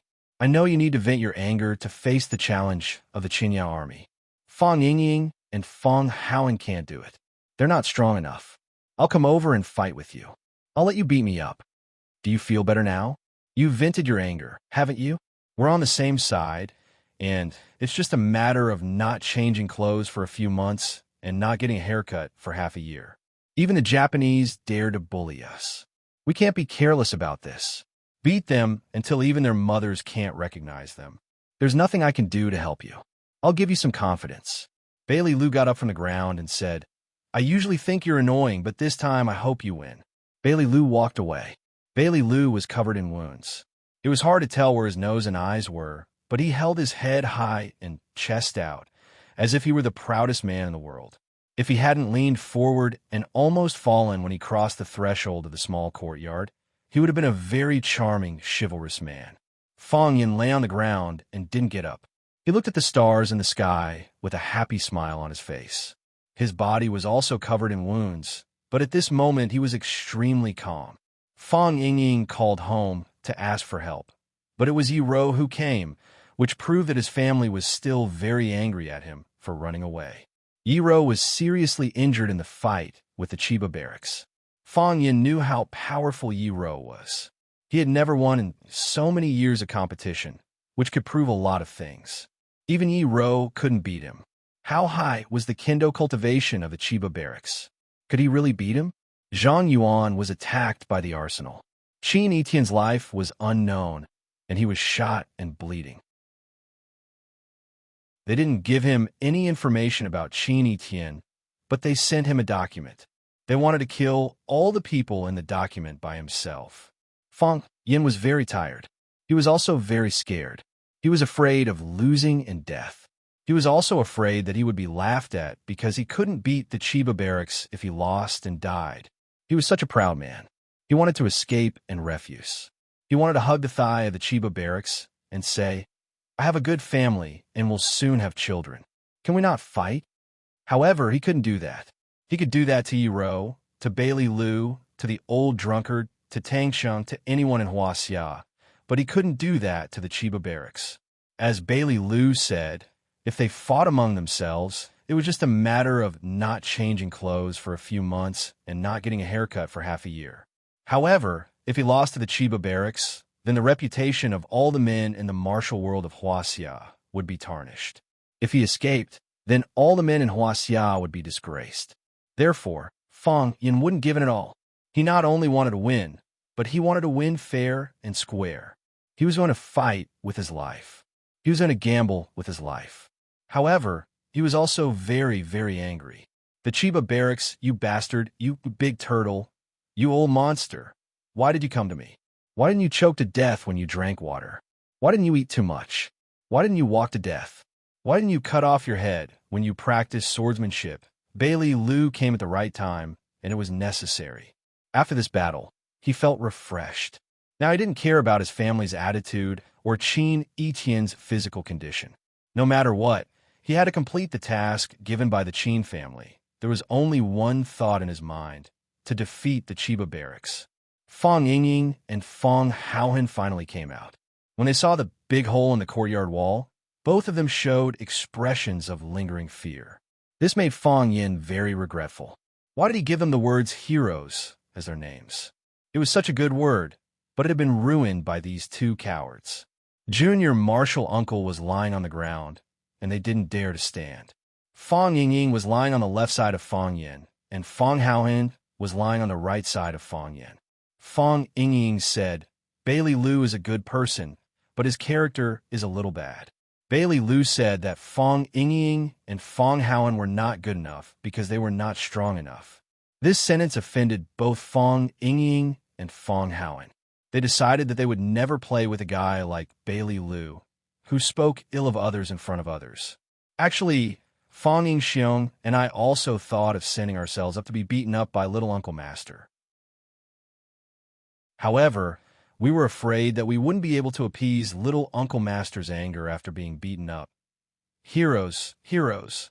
Fang Yin looked at the brightest star in the sky and said, "Tell me honestly, do you think I can defeat the Chiba barracks?"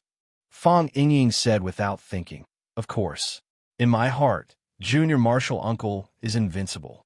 Not to mention the Chiba barracks. Even if the father of the Chiba barracks came, he would be killed by Junior Marshal Uncle with one slap." "I know. You mean that I can only beat the father of the Chiba barracks, right?" Fang Yin asked. You had to listen to the words of Fang Yingying and Fang Haohen skillfully. Otherwise, you wouldn't understand what they meant at all. Fang Yingying touched his nose awkwardly and said, "Anyway, I think Junior Marshal Uncle must win." "I think so too," Fang Haohen echoed.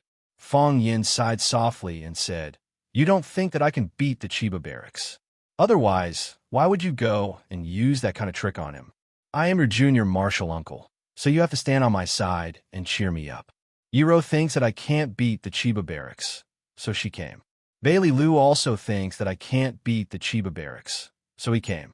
My parents, Grandpa, and the old drunkard all think that I can't beat the Chiba barracks. So they didn't say anything. Everyone thinks that I can't beat the Chiba barracks, but no one stopped me from fighting him. They don't want me to die, but they can only watch me die. To be honest, I'm not angry at all. If the Chiba barracks challenged Yiro, Yiro wouldn't have backed down. If he challenged Bailey Lu wouldn't have backed down. As long as he challenges the warriors of Huaxia, no one will back down. Martial arts are in the East, and a martial soul is in Huaxia. This is not stupidity, but pride from the depths of our bones. Yes, we are so proud. Even if they were to die in battle, they would not show any signs of retreat or fear towards them. These things should only be shown on them.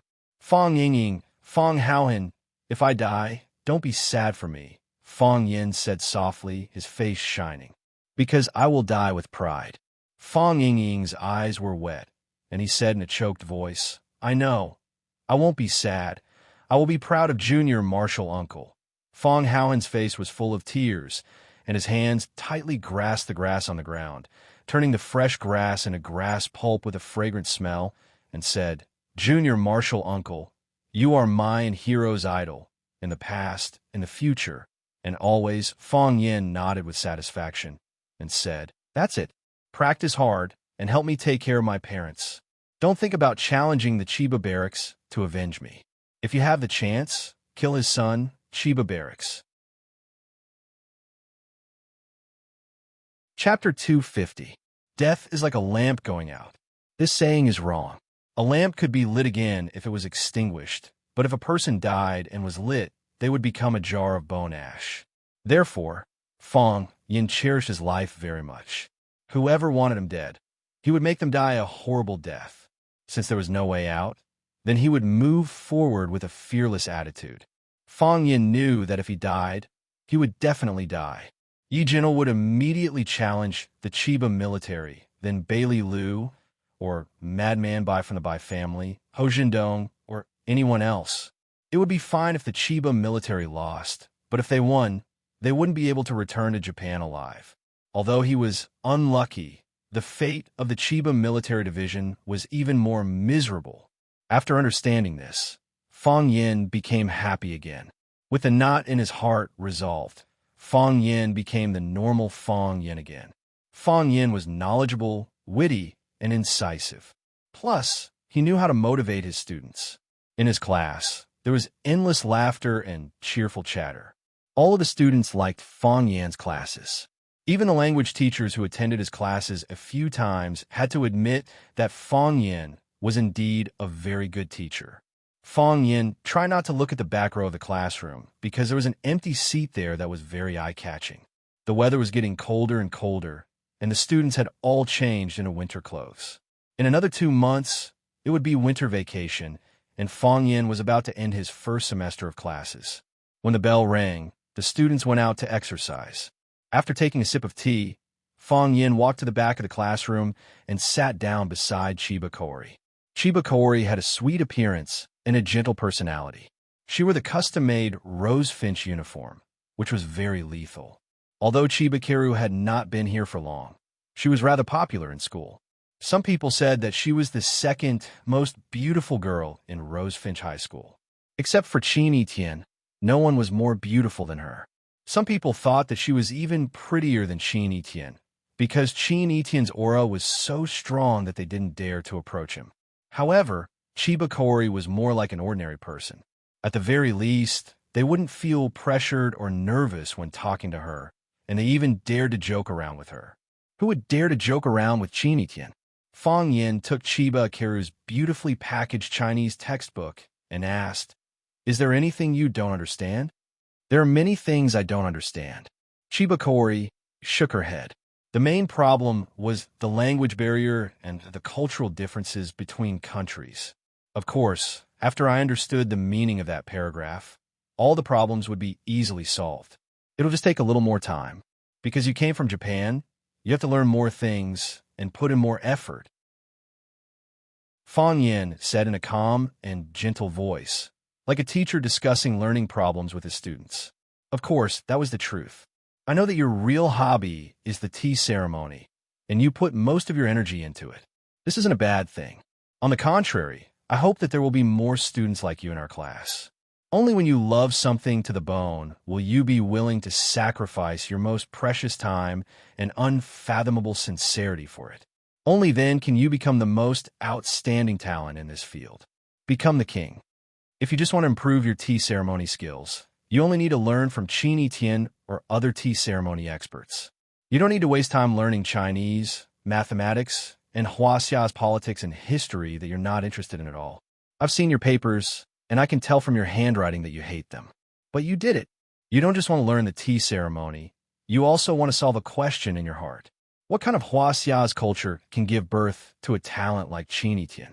Yes, Chiba Kaori didn't deny it. Teacher, I have to go back to Japan eventually. When I return, I will become a tea ceremony master and a teacher. I will explain to them the long history of Huaxia's tea ceremony culture, as well as historical allusions that I'm not interested in, and what we should learn and comprehend from them. Not only do I want to improve their skills, but I also need to enrich their brains. I'll never forget the scene when I had a tea competition with Qin Tian. She came over in a domineering manner and gave me her rootless water without hesitation. She wasn't afraid of losing to me, and she never thought about losing to me. I was stuck in a dead end and couldn't get out. I always thought that her tea ceremony cultivation was higher than mine, and her skills were better than mine. Later, I realized that she was more confident than me. That kind of confidence came from her beautiful appearance, from her noble temperament and huge aura, and even more so from her knowledge and cultivation. This was truly invincible. She's been nurtured by 5,000 years of culture.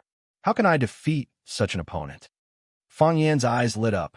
He knocked on the table with his finger and said with a smile, "Congratulations, Chiba Kaori." "Thank you," Chiba Kaori said with a smile. "Mr. Fang, you're a proud person. You're not afraid that I'll take away your knowledge and culture. Every expression and every action of yours is telling me we're no match for you. It's infuriating and exasperating. Chiba Kaori, you don't understand. We have 5,000 years of cultural accumulation. We have fertile land that extends as far as the eye can see. We have 3 billion people with great talents. I'm just a small pearl among them. But we have many more seeds that people are looking forward to. They're taking root, sprouting, and will soon grow into towering trees. You can take away my knowledge, but you can't take away all of Huaxia's knowledge. You can take away the culture that you can see with your naked eyes, but you can't take away the culture that flows in our bones and blood." Fang Yan said proudly, "This is Huaxia's soul. As long as this soul exists, Huaxia will always be able to stand among the world's most powerful countries. We're not afraid of the wind, the rain, or the storm. As long as we're given a bit of soil and a bit of opportunity, we can take root and sprout into the most beautiful flower. Look around you. Look at your feet. Isn't that the truth?" Chiba Kaori's expression dimmed, but she quickly regained her composure. She looked at Fang Yan with a burning gaze and asked, "Mr. Fang, you just said that only when you love something in your bones can you disregard everything for it. Do you love martial arts?" "Yes," Fang Yan said with absolute certainty. "For a long time, I hated it. I even wanted to abandon it and distance myself from it. However, because I'm a woman, I had no choice but to approach it and understand it. However, recently, I suddenly understood that I love it. I love it beyond redemption. It's because I care too much that I have higher expectations of myself. Rather than others being disappointed in me, it's more like I'm disappointed in myself. Since the moment I was born, it's been a part of my body. This is my destiny and also my luck." Whoosh, whoosh, whoosh. Chiba Haomu was still practicing his sword thrusts. Day after day, month after month. It started at sunrise and ended at moonset. If it were any other child, they would have gotten tired of the monotonous movements, but Chiba Haomu didn't. If it were any other parent, they would have gotten tired of the movements, but Chiba Haomu didn't. He stood behind Chiba Haomu and saw every single sword strike that Chiba Haomu made. "Part of my body? It's destiny and luck," Chiba Haomu mumbled to himself. His silhouette was infinitely elongated under the moonlight. "Father, I think Mr. Fang has changed a lot," Chiba Kaori said. Some time ago, he was very depressed. Although he still taught us as usual, we couldn't laugh at what he said. He couldn't laugh either. He was like a weirdo with a mountain on his back. Every step he took was very difficult. Now, we're laughing again in his class, and he's laughing as well. He gives off the feeling that he's in high spirits. When he walks, it's like he's floating. He's not afraid anymore, Chiba Halmu said. Has he ever been afraid? Yes, Chiba Halmu said. He's afraid of losing, afraid of dying, afraid of losing face, losing his own face, and losing the face of his peers. Everyone is afraid, including me. How could father lose? Chiba Kaori asked in surprise. Because she was too shocked and didn't lower her voice when she spoke, even Chiba Halmu, who was focused on his sword practice, was attracted by their conversation. Chiba Halmu stopped practicing and walked to his father, Chiba Halmu, and said, "Father will never lose. Because I've never lost before." Never? Chiba Halmu smiled and shook his head. No one is born to be invincible. I've lost before, and I've lost more than others. It's just that you don't know. But I won't lose to Fong Yin, Chiba Halmu said stubbornly. He had a deep hatred for Fong Yin, and he had always wanted to take revenge. If the invincible god of war in his heart lost, it would greatly affect his confidence. Chiba Halmu looked at his children and his disciple, who was hidden in the darkness, and said, "Previously, I had a 70% chance of winning this match. Now I only have 60% left. I'm very happy that he finally cast aside his fear and became my true opponent." Father, Chiba Kaori was stunned. Did he ask me to bring these words to you on purpose? Did he do this to affect your state of mind? Yes. Chiba Halmu nodded. He asked you to say to me, "Come, I'm ready." Chiba Halmu turned and walked into the house. Chiba Halmu asked, "Father, where are you going?" "Cleaning my sword," Chiba Halmu said. Chapter 251. Without a 100% victory, if Fong Yin wasn't on guard, Fong Yingying could knock him down and make him kneel. Confidence, martial arts, physical condition, environmental impact, desire for victory, and even changes in the weather could all affect the outcome of a match. Since ancient times, there have been many examples of big shots being played to death by small shots. Fong Yin knew that Chibakiru would bring his words to the Chiba army, and he also knew that the Chiba army would pay more attention to him in this battle. Fong Yin wouldn't mind doing something like throwing a stone into his ethereal state of mind 100 or 200 times. Chaoyan technology had been officially established, and Liu Chaoga was recruiting people everywhere, ready to put the new company on the right track as soon as possible. She had been engaged in the education industry abroad for many years, and after returning to China, she took over as the executive vice principal of Rosefinch High School. She could handle so many students and complicated human relations, so Fong Yin wasn't worried that she wouldn't be able to manage a company well. Fong Yin rarely got involved in Chaoyan Technologies matters, and he didn't even take a look at the company's opening. Although he held valuable shares in Chaoyan Technology, if he was willing to sell them now, the money he could get would be enough for him to live a carefree life. Of course, Fong Yan's shares couldn't be sold for the time being. Moreover, even if he sold them in the future, he could only sell them to Liu Chaoga or the Tianfeng Biological Group controlled by the Qin family. Chaoyan Technology, which had the Rubik's Cube technology, couldn't let too many people in, and they couldn't let unfamiliar people in.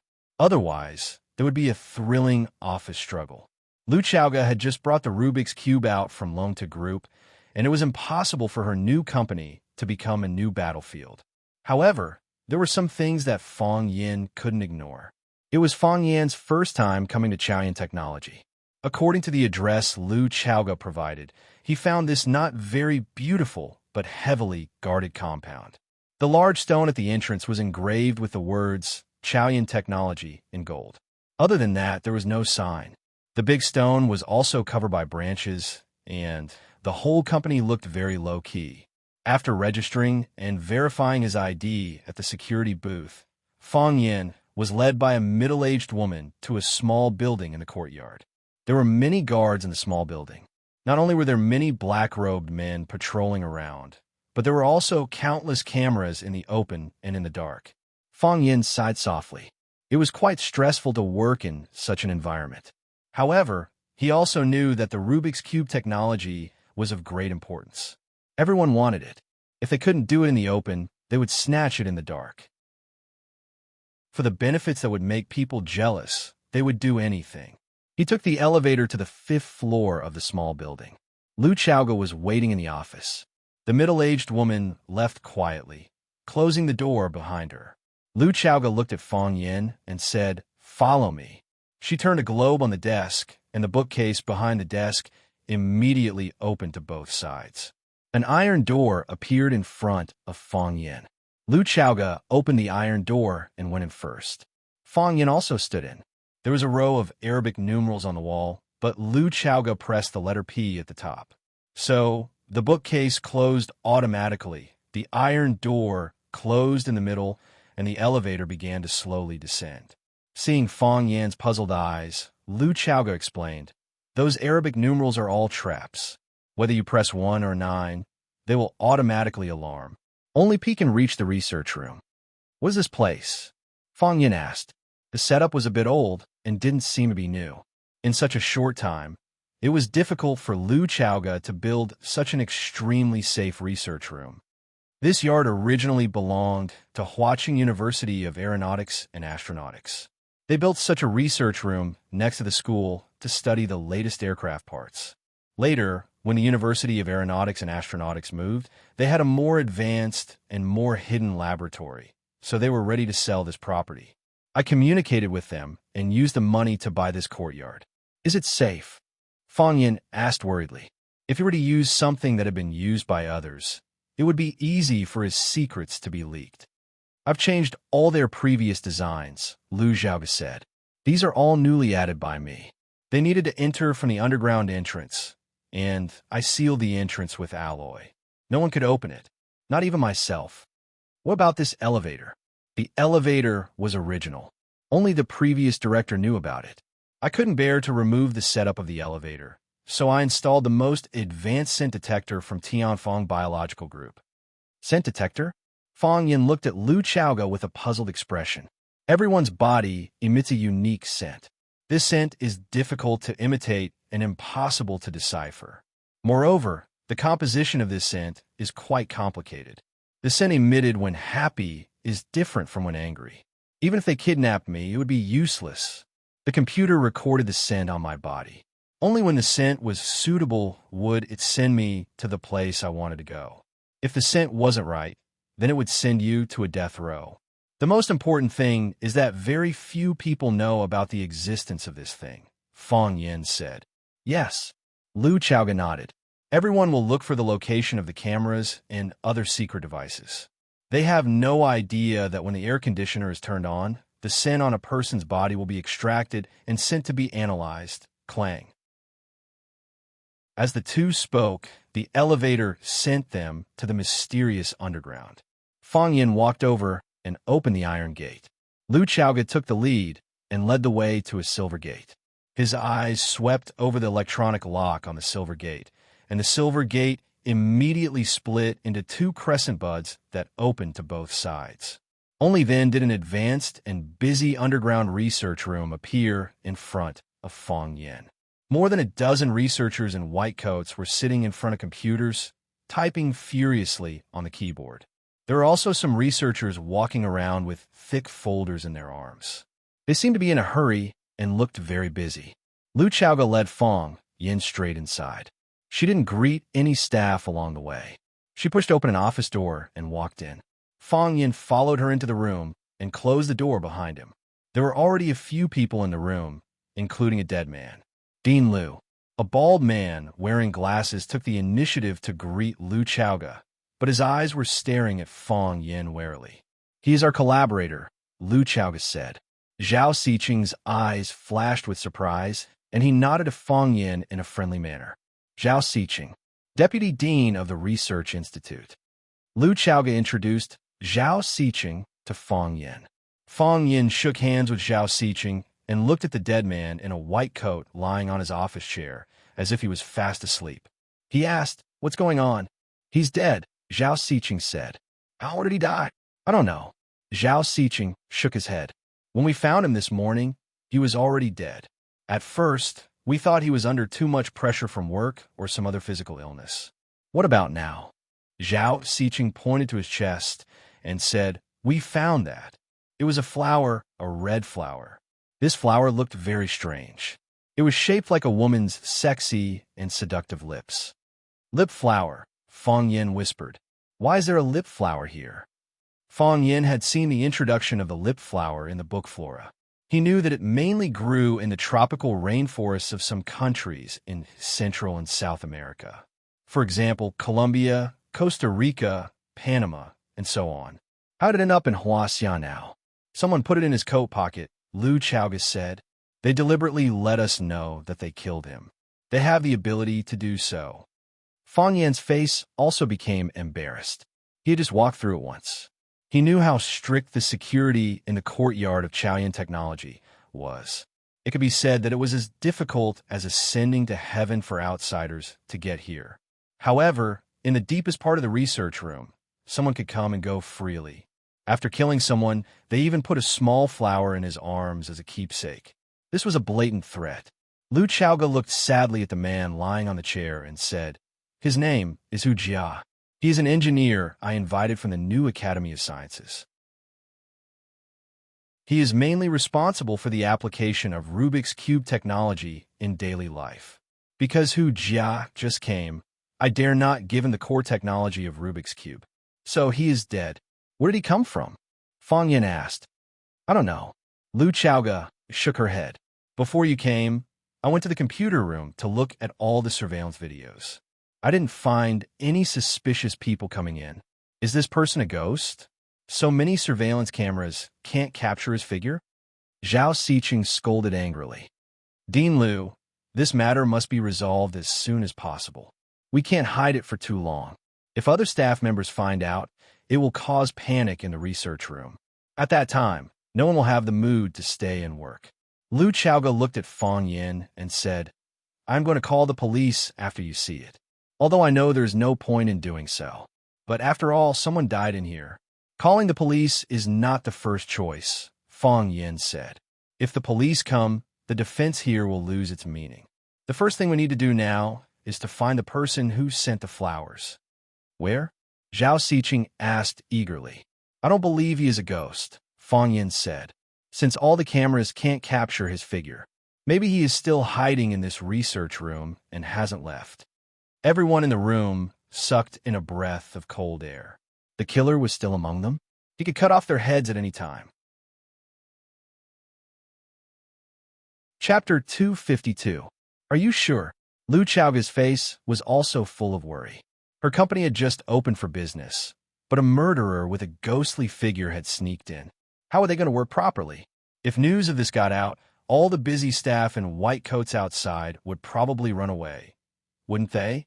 Smart people were afraid of death, and the people outside were all first-class smart people. Is he really still in the research institute? Seeing the fear in everyone's eyes, Fang Yin smiled and comforted them, saying, "I don't know much, and it's just a little suspicion. Maybe he's long gone. It would be better if he stayed in the research institute." Lu Chaoga had already recovered her calm and sharp state, and said, "If he's still in the research institute, then we'll keep him here forever. If he comes and runs away, then he'll be a big problem for us." What the director said makes sense. Zhao Siqing nodded in agreement. Today they can kill Hu Jia. Tomorrow they can sneak in and kill another Hu Jia. Every one of our engineers is a treasure, and losing one makes our heart bleed. What's worse is that we can't immediately recruit new people to replace Hu Jia's position. Engineers are not masons who can bring back a small group of people just by walking around the market. If we can get rid of him internally, it'll be a good thing. Fang Yin looked at Zhao Siqing in surprise. This gentle guy actually had a hidden murderous intent in his chest.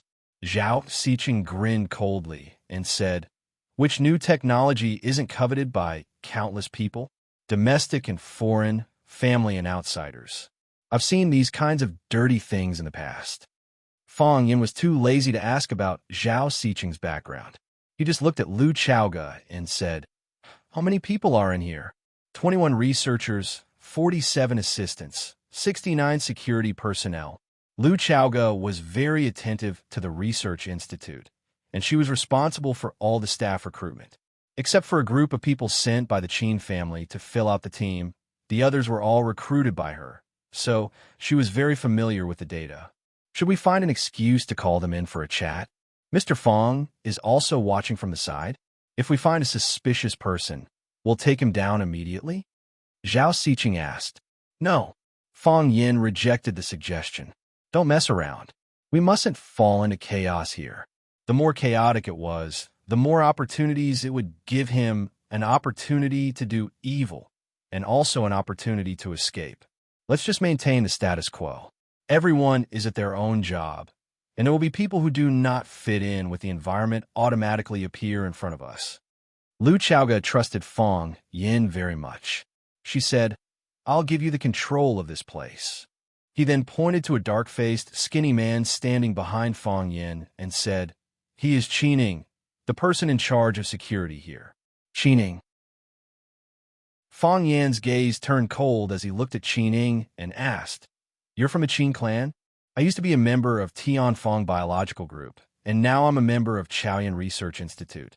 Qining said with an indifferent expression. This kid didn't want to expose too much, and Fang Yin wouldn't force him. Plus, not everyone in the Qin family would know if Qin Tian was injured or how badly injured she was. That was something that could be kept a secret. Fang Yin looked at Hu Jia, who was lying on the chair, and said, Let him lie here for the time being. Don't touch his body. Before the autopsy is carried out, no one knows if there's anything strange about the body. Hu Jia's matter will be kept a secret for the time being. All of you should return to your posts. Don't let them find anything unusual. Fang Yin took the lead to open the door and said, Qining, tell me about the Research Institute's protection measures. Qining turned to look at Lu Chaoga. In this courtyard, he only listened to Lu Chaoga's orders. Cooperate fully, Lu Chaoga said. Thus, Lu Chaoga returned to her office. The secretary made her favorite Longjing tea, as usual. The head of the logistics department came to her office to report on work, and the two talked for a long time. When Zhao Xiqing went out, his face and neck were red. Those who knew him knew that he had quarreled with Hu Jia again. Hu Jia was the main person in charge of the Rubik's Cube technology research, and the two of them often quarreled because of different research directions. Everyone had long been used to it. It wasn't known if he was curious or worried about Fang Yin, but after Zhao Xiqing went out, he didn't return to his research room. Instead, he walked around the team of engineers outside, constantly going to some research stations to ask something, but his eyes would inadvertently drift in the direction of Fang Yin. Everyone else also returned to their respective positions. Hu Jia's office door was closed, and Qining even deliberately added a lock when he came out. He was afraid that someone would go in to report to Hu Jia and find that he was dead. Qining was indeed a member of the Qin family, and a relatively core member of the Qin family. Qin Tian made a phone call back, and then Lu Chaoga rushed to Huaqing Airport with the research materials of the Rubik's Cube technology. She took a private plane that was already parked there and flew to Yanjing. The person who brought the private plane to Huaqing to welcome Lu Chaoga was Qining. The mistress of the family personally met with Lu Chaoga, and the two didn't negotiate for a long time. Then, Qining was ordered to send Lu Chaoga back to Huaqing, and then led his people to take charge of the security of the Chaoyan Research Institute. One had to know that Qining used to be the security consultant of the Qin family. He was mainly responsible for the safety of the family head and mistress when they went out, greeting important businessmen, and protecting visiting politicians. Of course, he wasn't the only person in charge. There were also a few old monsters who were inseparable from the family head and mistress later. When Miss Qin Tian came to Huaqing to study, an old monster followed her to Huaqing. When Qining first came over, he was still a little nervous, thinking that he had made some mistake and was kicked away by the mistress.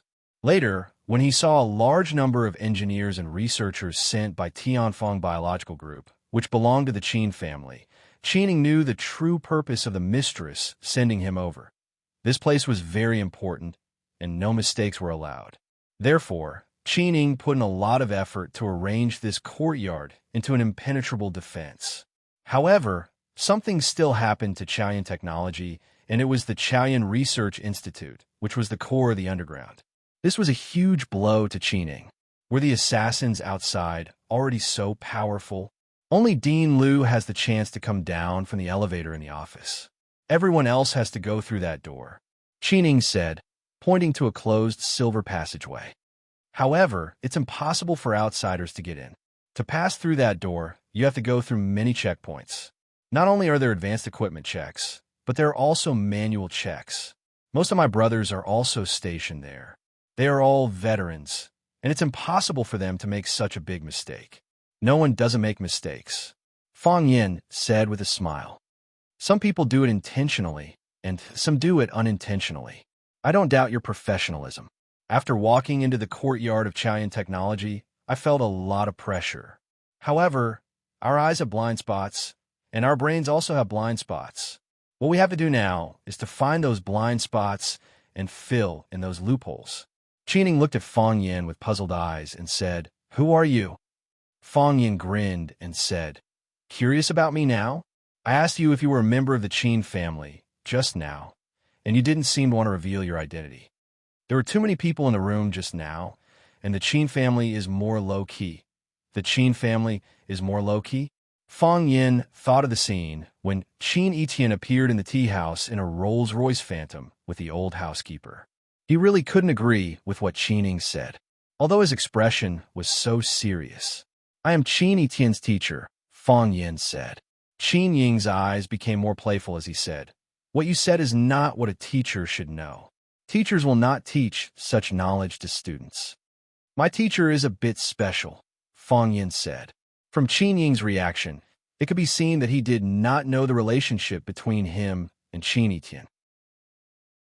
It seemed that the Qin family was still persistent in keeping this matter under wraps. This discovery made Fang Yin happy and disappointed. He was happy that the Qin family thought that he and Qin Etienne were just playing a game. He was disappointed that the Qin family did not put him in their eyes. Fang Yin walked very slowly. His ears were listening to Qin Ying's introduction of the entire Research Institute's protective measures, but his eyes were scanning everyone he passed. He had a hunch that he was among these people. A white-haired engineer was recording something on a computer. His typing speed was very fast. It seemed that he had made a new discovery and was now very excited. A balding engineer was lying weakly on a chair. His eyes were lifeless, and one of his hands was grabbing the few strands of hair on his head. A female researcher wearing a white coat was standing in front of a container that was constantly heating up. She kept recording the rapidly rising red numbers on the container cup. Everyone was busy, and everyone was focused on doing their own things. No one looked at Fang Yin. Many people did not even notice that Fang Yin was standing behind them. Fang Yin walked around and returned to the female researcher who was standing in front of the container recording numbers. Looking at her focused expression, he asked, "Do you think I am handsome?" The female researcher raised her head and glanced at Fang Yin. The pen in her hand was still recording quickly. She said with a displeased expression, "Get lost. You haven't answered my question yet. Do you think I am handsome?" Fang Yin did not get lost. Instead, he continued to ask this ridiculous question that made Qining want to cover his face and run away. Chapter 253. Do you think I'm handsome? This was a question that made one's teeth ache and one's legs tremble. If it wasn't for the fact that when Fang Yin asked this question, his body happened to block the only exit of the research room, Qining would have suspected that this guy wasn't here to find an assassin, but to pick up a girl. This woman wasn't gorgeous, but her facial features were distinct, and she had the demeanor of a European and American chick. Moreover, she was tall and wore a loose white coat. She did look somewhat charming. A serious female engineer. Such a woman was rare outside. Qining was also an expert. Otherwise, he wouldn't have had the opportunity to become the head of security here. Experts all had their unique sixth sense, and Qinying's sixth sense told him that there was something wrong with this woman. This was because there was something wrong with Fang Yan's attitude towards this woman. even though he still couldn't figure out what exactly was wrong with this woman. He made a gesture behind him, and immediately, a few strong young men in black suits came from all directions and surrounded them. It was very subtle, and even the other staff members didn't notice their movements. The woman was completely infuriated by Fong Yan. She closed the folder in her hand and stared at Fong Yan's face in dissatisfaction. She said, "You're not handsome. You're not handsome at all. Pig head and dog face, bear's back and snake's heart, wretched voice, shameless smile. I've never seen a man more disgusting than you. Now you know the answer, right? Get lost. Don't disturb me while I'm doing my experiment."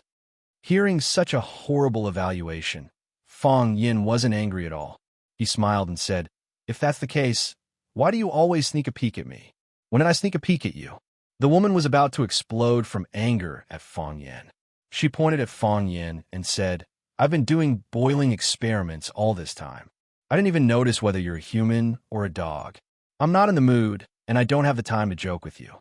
Get lost, or I'll complain to the director. What right do you, bodyguards, have to interrupt our work? Do you know how much damage you've caused to the Institute by disrupting my train of thought?" Qining stood beside Fong Yin. Although he was helping Fong Yin block off all possible escape routes for the woman, he said to Fong Yin, "The Institute has a rule that no one is allowed to disturb the work of researchers without reason." This kid was also a slippery fellow. Before things were clear, he was not willing to bear any responsibility. Now that he had reminded Fong Yin that there was such a rule in the Research Institute, it was up to Fong Yin to decide how things would develop in the future. Of course, since it was Fong Yan's decision, Fong Yin naturally had to bear the consequences. Fong Yin pointed to the glass container and said, "The container can reflect light." Although your gaze was fixed on the container and you were constantly recording the boiling index on it, I could still feel that you were secretly sizing me up. Of course, at that time, I was only suspicious, but I couldn't be sure that you were definitely looking at me. When I left your research room and walked outside, you raised your head and looked at me. Fong Yin pointed to the glass wall opposite the research room and said, "Don't lie. I clearly saw you sizing me up in that mirror." Fong Yin stared at the woman and said, "Since you said that I'm not good looking, then give me a reason why you peeped at me. I thought that you were very ugly, so I looked at you a few more times. If I were walking on the street and saw a clown wearing silk stockings or a puppy wearing a red vest, I wouldn't be able to help but look at you a few more times. Is this reason enough?" The woman said with a face full of sarcasm. "I walked through the entire Underground Research Institute, walked past every staff member, and found a problem. Do you want to know?" "What?" the woman asked curiously. "You used perfume," Fong Yin said. "In the entire Underground Research Institute, only you used perfume. Isn't that strange? People like you who are in the field of bioengineering should be very resistant to foreign smells. The lip flower is too fragrant, so you need to use perfume to cover its original smell. Is that right? In your opinion, engineers should be sloppy, not bathing for 3 to 5 days, and not getting a haircut for a year and a half. Is that right? You became suspicious because you saw a slightly more normal engineer? I use perfume because I don't like potions. Although I'm an engineer, I really don't like to deal with these strange and unpleasant potions all day long. I don't like my job. Is that a crime? I don't know which criminal law I've broken. I really don't understand. How can a woman who buries herself in research all day have such a sharp tongue? Is it natural?" Fong Yin said with a smile. "Who are you?" "I don't know what you're talking about," the woman said. "My Chinese name is Luo Lin Na. English name is Jane. Many people here know me. You can also ask Director Lu Chaoga, who recruited me, or my supervisor, Zhao Xiqing. The Institute still has my file. Have I made myself clear enough?" Fong Yin looked at Qining, who nodded and said, "She's not lying. There aren't many female engineers in the Institute. We see her going to work every day." This made Fong Yin feel a little strange. If an engineer was recruited through the proper channels, how could she become the lip flower killer? Could it be that when Lu Chaoga was recruiting, she had already found a chance to sneak in? Engineer killer? This kind of profession was rare. The other party was really willing to pay the price. Fong Yin waved his hand, no longer thinking about this question. As long as he caught the person, he would be able to get the answer from her mouth. "Let's talk," Fong Yin said with a smile. "To prove your innocence." Luo Lin Na stared at the boiling test tube and said, "As you can see, I'm in the middle of an experiment. I don't have time to talk to you." Fong Yin looked at the rising red number on the test tube and said, "Unfortunately, it's not up to you." As he spoke, he reached out to grab Luo Lin Na. As long as he had this woman in his hands, he didn't believe that she could play any tricks. At this moment, danger struck. Yes, Fong Yin smelled danger. When he saw Luo Lin Na's eyes turn cruel, he understood that this woman must have a backup plan. "Dodge!" Fong Yin shouted. Qining saw Fong Yin rush out in extremely fast speed and retreat in even faster speed, and knew that things were not good. So he followed behind Fong Yin and ran out of the research room. Bang! With a dull sound, the red liquid in the test tube boiled to the extreme, and the test tube could not bear the burden and exploded. Not only did the test tube explode, but the entire glass research room that the woman was in also collapsed. The attack power of the liquid bomb was too strong. The red liquid in the test tube had a strong corrosive effect, and wherever it fell, it would corrode and burn, emitting white smoke. If Fong Yin and Qin Ying's reactions were any slower, they would have been burned into a foul smell. Bang! The sound of an explosion came from Hu Jia's office not far away, and the glass of Hu Jia's door and window was smashed by the strong airflow, flying towards the crowd outside the office. The crowd was in chaos, and everyone screamed and fled in all directions. Fong Yin pushed Qin Ying, who was on his back, away, and began to search for Luo Lin Na. This lip-smacking killer named Luo Lin Na was extremely dangerous, and her scheming and skills were top-notch. Under Fong Yan's various tests, she did not reveal any flaws and kept stalling for time until the liquid bomb in the test tube exploded. Only then did she reveal her true colors. If it wasn't for that heart-palpitating gaze, she would probably be able to do even more things, right? Where did they find such talents who knew biology and could kill without batting an eye? The crowd was in chaos, and the entire underground research room was in a mess. White smoke billowed in the glass research room, and Hu Jia's office was actually on fire. Obviously, this woman was an expert in weapons.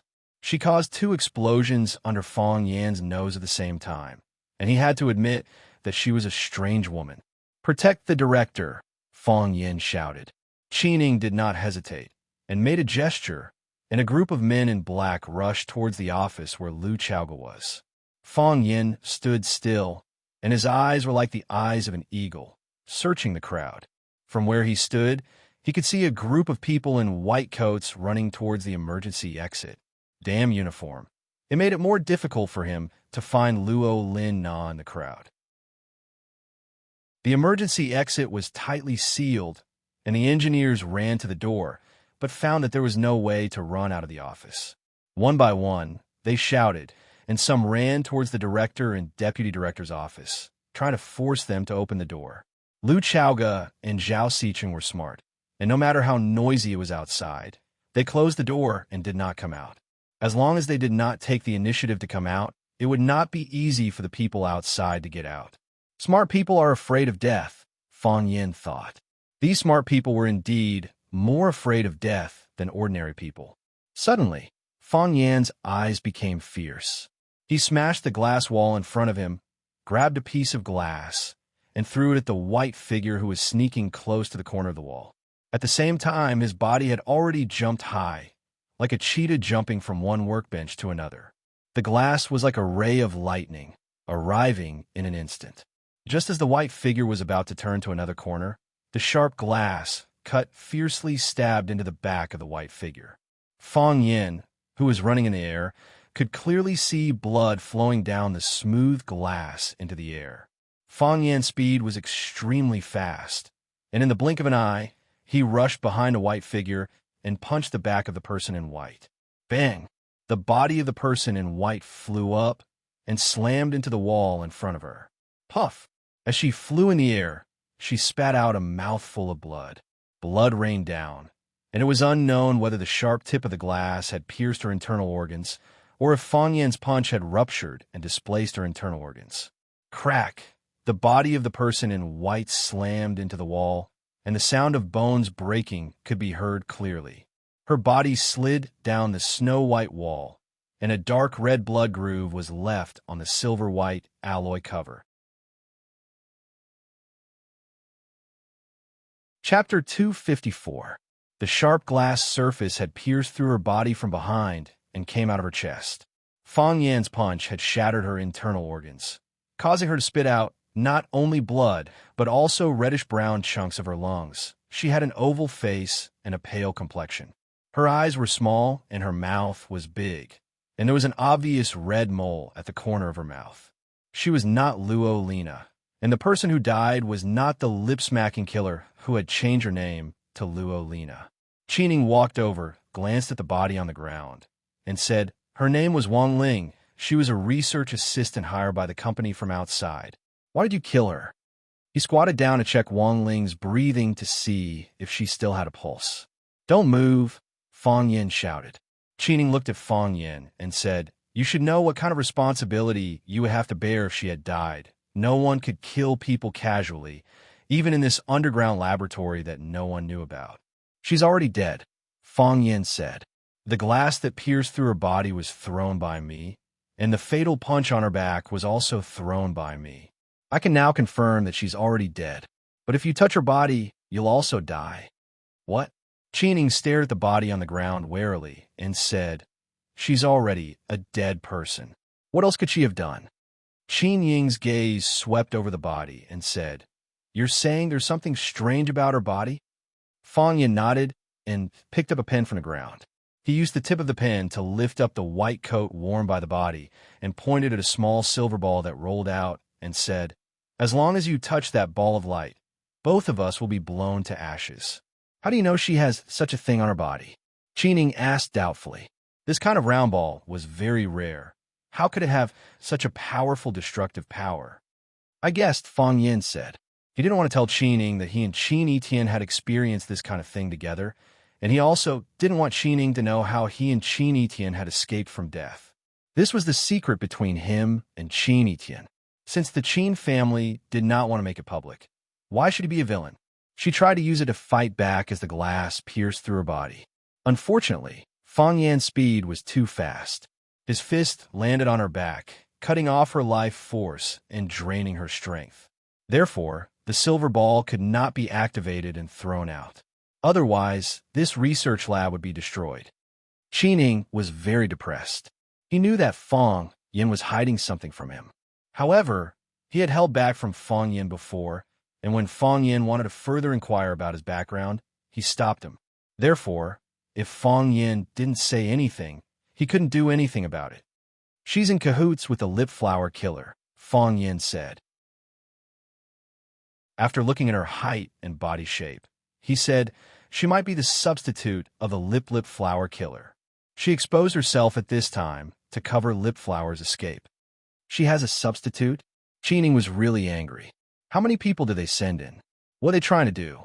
"They want the Rubik's Cube," Lu Chaoga said coldly as she walked over and looked at the body on the ground. "I personally recruited Wang Ling.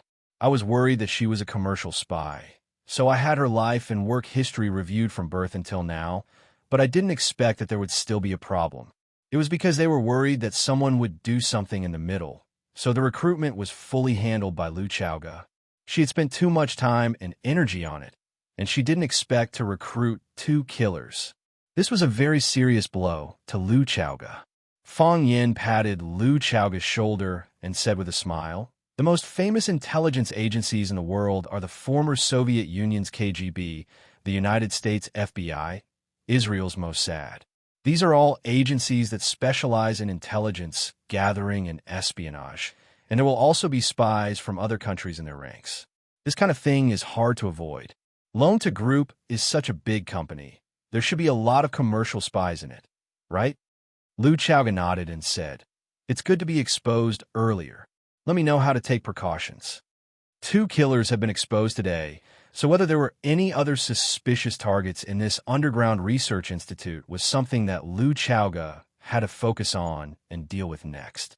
A man in black came over to report to Qin and said, "Captain, we've searched everywhere, but we didn't find the target." Qin sighed and said, "She escaped. Even if we can't find her, we have to find her escape route," Fang Yin said. He picked up the small silver ball from the ground and carefully put it in his pocket. This thing was really too dangerous. If they were to accidentally detonate it, they wouldn't be able to cry even if they wanted to. Qin waved his hand, and two men in black came over to dispose of the body. Zhao Siqing comforted the other workers and told them that this was a research accident. When doing research, there would often be all kinds of accidents, which is why every researcher had their own independent research institute. However, an accident like today's explosion and fire was rare. The fire in Hu Jia's office had been put out. Fang Yin held his breath and went in to take a look, then hurriedly left. Hu Jia's body was gone, but there were many pieces of charred flesh on the table and on the floor. There were also many places that had been corroded and burned, and the walls were also densely packed with holes of different depths. It was too horrible to look at. The lip-smacking killers were indeed cruel and merciless people. After they killed Hu Jia, they even planted a bomb in his body. If they hadn't planted the bomb in the body wouldn't have exploded into such a state. Those people had already lost all humanity. Qin surveyed the scene and remembered that when Fang Yin first came, he forbade everyone to touch Hu Jia's body. He couldn't help but take another look at him. Who was this guy? Why did he know so many things? As a professional bodyguard, he noticed a lot of details that were overlooked by others. Compared to him, he was completely unqualified as a bodyguard. Thinking of the gap between the two, Qin Ying's mood was a little depressed. Fang Yin patted him on the shoulder and said, "I'll leave the scene to you. Don't worry about whether there are other killers inside. The most important thing is to find out the way they entered. Only by blocking this way can we ensure that such a thing won't happen again." "I will," Qin said very firmly. If he couldn't even do this well, he would have no face to stay here anymore. Zhao Siqing was still comforting people outside. Fang Yin followed Lu Chaoga into her office. Lu Chaoga rubbed her head tiredly and said, "I don't understand. Why did she take the initiative to expose it? If they didn't kill Hu Jia, we wouldn't even know of their existence." "Who keeps the Rubik's Cube?" Fang Yin asked. "I keep it," Lu Chaoga said. "Except for me and my aunt, no one understands the real content of the Rubik's Cube. Moreover, I divided the Rubik's Cube into two parts and set up two research institutes. I'm in charge of the public, and my aunt is in charge of the other research institute in the dark. All the engineers can only get a part of the research data. As long as these research data are pieced together, it will be the real Rubik's Cube." "They are anxious," Fang Yin said. After they came in, they found it difficult to get in touch with the real Rubik's Cube. Or, they can only get in touch with a part of the Rubik's Cube, so they couldn't help but make a move. They want you to be confused, so that they can infer the real Rubik's Cube from some clues. "We are facing a very powerful opponent." Lu Chaoga looked at Fang Yin and said, "How much do you know about them?" Fang Yin took out the small ball in his arms and said, "Qin Yiqian and I were almost killed by them." Lu Chaoga looked at Fang Yin in surprise and said, "Qin Yiqian asked for leave because of this?" She knew that Qin Yiqian had asked for leave for a long time, but she didn't know the inside story of her leave. "She was injured," Fang Yin said. "She took a bullet for me." Lu Chaoga looked at Fang Yin with a strange expression and didn't speak for a long time. "I am her teacher, and she is my student. Maybe we are also a pair of friends who can talk to each other," Fang Yin explained. "Does she think so too?" Lu Chaoga asked. "I have heard some of the rumors in the school." Fang Yin shook his head and said, "You know better than me what kind of existence the Qin family is. It is impossible for the two of us. Besides, I am a teacher, and she is a student. Our relationship will be that of a teacher and a student." Lu Chaoga chuckled and said, "If you agree, I think Qin Yiqian is very willing to leave Rose Finch. To be honest, the school's education is meaningless to her. I have seen her mother, and I know what kind of woman she is. I have always been proud of my abilities, but after interacting with that woman, I actually felt inferior. It is not jealousy, it is inferiority. Can you imagine my disappointment when I took the Qin family's private plane back to Huachin? Although our negotiation was very pleasant, I still felt very disappointed. It was as if something was missing. If Qin Etienne really wanted to learn, she had a lot of options to choose from. Every choice is 100 times better than her staying in Rosefinch. What I don't understand is why she is still willing to stay in Rosefinch. If Qin Etienne is this kind of person, her parents are definitely not ordinary people, Fong Yin said. Last time they made a move on Qin Etienne, and this time they killed people in the research institute. They are really unscrupulous. We can't take revenge on every killer, Lu Chaoga said. We need to find out who is controlling these killers. How should we take revenge on them? Chapter 255. If you can't think of it, they can't do it. Qining found the route of the lip flower killer's escape, which was through the smoke vent in the kitchen. Such a small hole could only accommodate one cat, but it became a free passage for them to commit murder. Fong Yin looked at the smoke vent above his head and said, "The double jumped out to buy time for the lip flower killer. Otherwise, she wouldn't have been able to get out so easily. What does the outside lead to?" "The bushes leading to the backyard," Qining said. "I've already sent someone to check, but it must be too late. Find a way to seal this place," Fong Yin said. "Not only here, but also the entire underground research institute to find other hidden dangers as much as possible." "I will." Qining nodded. With such a thing happening, Qining had to use 200% of his strength this time. Lu Chaoga had already pulled out all the information on Luo Lina for research and said, "She is indeed a scientist, and she has already produced a research result not long after entering the Chaoyan Research Institute. She has been doing boiling experiments since she came in, and the Rubik's Cube technology does need to find the critical point of seawater boiling." This woman was too scary. Every step she took was preparation for this day. "I'm really curious. Who are they?" "Arsenal," Fong Yin said. "A very mysterious killer organization." Lu Chaoga nodded and said, "Perhaps, when the lip flower entered, they had already studied the Rubik's Cube technology. In order to gain her trust, they let her produce results in a short time. It was also because of that result that I gave her an even more important task. What I didn't expect was that they dared to attack Qin Etienne. They knew that the Qin family and we were cooperating on the magic project and couldn't get anything from me, so they wanted to kidnap Qin Etienne to get the Rubik's Cube. Although I am the largest shareholder in the Devil Master project, if the Qin family hands over the Rubik's Cube technology to save Qin Etienne, I won't stop them." "I can't stop them." Fong Yin nodded and said, "So it makes sense that a few things have happened consecutively. They originally wanted to kidnap Qin Etienne to take away the Rubik's Cube, but the kidnapping failed. They knew the consequences of offending the Qin family, and they also knew that the Qin family would definitely seek them out for revenge. Hiding in the Underground Research Institute was no longer safe, and it was very easy for the Qin family to find them. So they killed Hu Jia to create chaos, hoping to fish in troubled waters to find the real whereabouts of the Rubik's Cube technology. I'm really unlucky. Everything is related to me." Lu Chaoga looked at Fong Yin and said apologetically, "When I gave you Chaoyan shares, I wanted to repay your kindness, but I also had my own selfishness. You can withdraw now. I think I'll find a way to solve the problem." Since they have the backing of the Qin family, they won't sit idly by. Fong Yin shook his head and said, "I didn't accept your shares for the sake of earning more in the future. It's not easy for a woman to start a business, and I don't want anyone to bully you. If I can help, I'll definitely do it.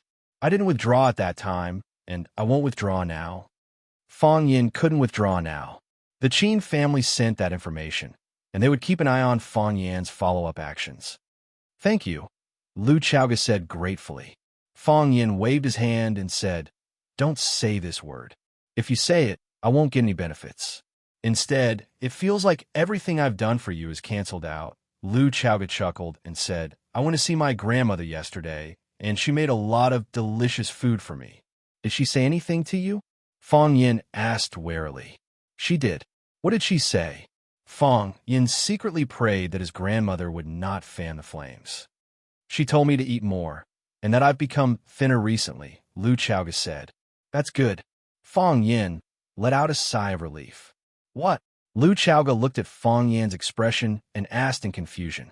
Oh, it's nothing, Fong Yin said with a smile. You still have a lot of things to do, so I won't bother you anymore. You just need to manage the research institute and leave the search for the culprit to me. This is also the result that many people want to see. Be careful, Lu Chaoga said. Lu Chaoga took Fong Yin into the elevator, and after entering a series of passwords, the elevator slowly went up. Seeing that there was a piece of white dust on Fong Yin's collar, Lu Chaoga took a step forward and reached out to carefully brush off the dust. Her body was close to Fong Yin's body. Her towering chest was almost touching Fong Yin's chest. The mature woman's elegant fragrance, as well as the fragrant air she breathed, made it hard for people to extricate themselves from it. As long as Fong Yin reached out a little, he could hold Lu Chaoga's curvy and sexy body in his arms. Lu Chaoga's face was very close to Fong Yin's face, and their bodies were almost glued together. Lu Chaoga's eyelashes fluttered, but she secretly sighed in her heart. When Fong Yin's figure was far away, Lu Chaoga murmured, Grandma also asked me to take good care of you. In front of the cafe at the corner of the street, a black Volkswagen was parked. A woman wearing shorts, leather boots, and sunglasses strode over, opened the back door, and sat in, and then the Volkswagen immediately started. How was it? The driver asked with a smile. His facial features were well-defined, and he had a full beard and a pair of sunglasses on his face. He looked like a very manly man. That guy was not easy to deal with, right? As sly as a fox, and as fierce as a dog, the woman said with an unfriendly expression. If it wasn't for the cover of the substitute, I wouldn't have been able to escape. Even a prostitute can slip up sometimes. It's really surprising. The driver joked. Flowery Lips was also known as a prostitute, because the man and the woman were of the same level, and they were partners. They dared to call out this unknown title casually. If it were someone else, their mouth would have been stuffed with a liquid bomb by Flowery Lips. This kind of opponent is interesting. The woman was not angry. She sneered and said, if it was too easy to die, this game would be boring. The smile on the male driver's face disappeared, and he said, don't act on your own. You should know that we failed to kidnap the Qin family's eldest daughter last time. Although the Qin family did not show any reaction, the more they did, the more worried we were about their crazy revenge. After so many years, who dares to use force on the Qin family? Our task is to take the Rubik's Cube. Don't try to challenge Fong Yin. Fong Yin is not as easy to deal with as we think. If it wasn't because you wanted to get rid of Fong Yin, how could you put yourself in danger? Kill a few people and make them fall into chaos. We just need to stay outside and keep an eye on them. It's safe and effective. You just said that no one dares to use force on the Qin family. For so many years, how many people have dared to use force on our arsenal? The arsenal exploded at the slightest touch. We have to make him pay the corresponding price. It's not too much to take his life, right? The driver shook his head and said, everyone only has one life. Who wants to be taken away by others? Fong Yin doesn't want it either. He doesn't have the final say on this kind of thing. What is fighting? Fong Yin asked as he stood on the high platform and looked at the more than 200 students below. This was the second time he had taught a class. Originally, there was a class in the middle, but it was postponed because he was injured in the 10 feet abyss. If you search for this term on the internet, the explanation they give is, the two sides have armed conflict, attack each other. To be honest, I don't like this explanation. In my opinion, fighting is a kind of spirit. It's the spirit of defiance, the spirit of unyielding, and the spirit of never giving up. If you want to conquer a mountain, without this spirit, you'll probably give up when you reach the foot of the mountain.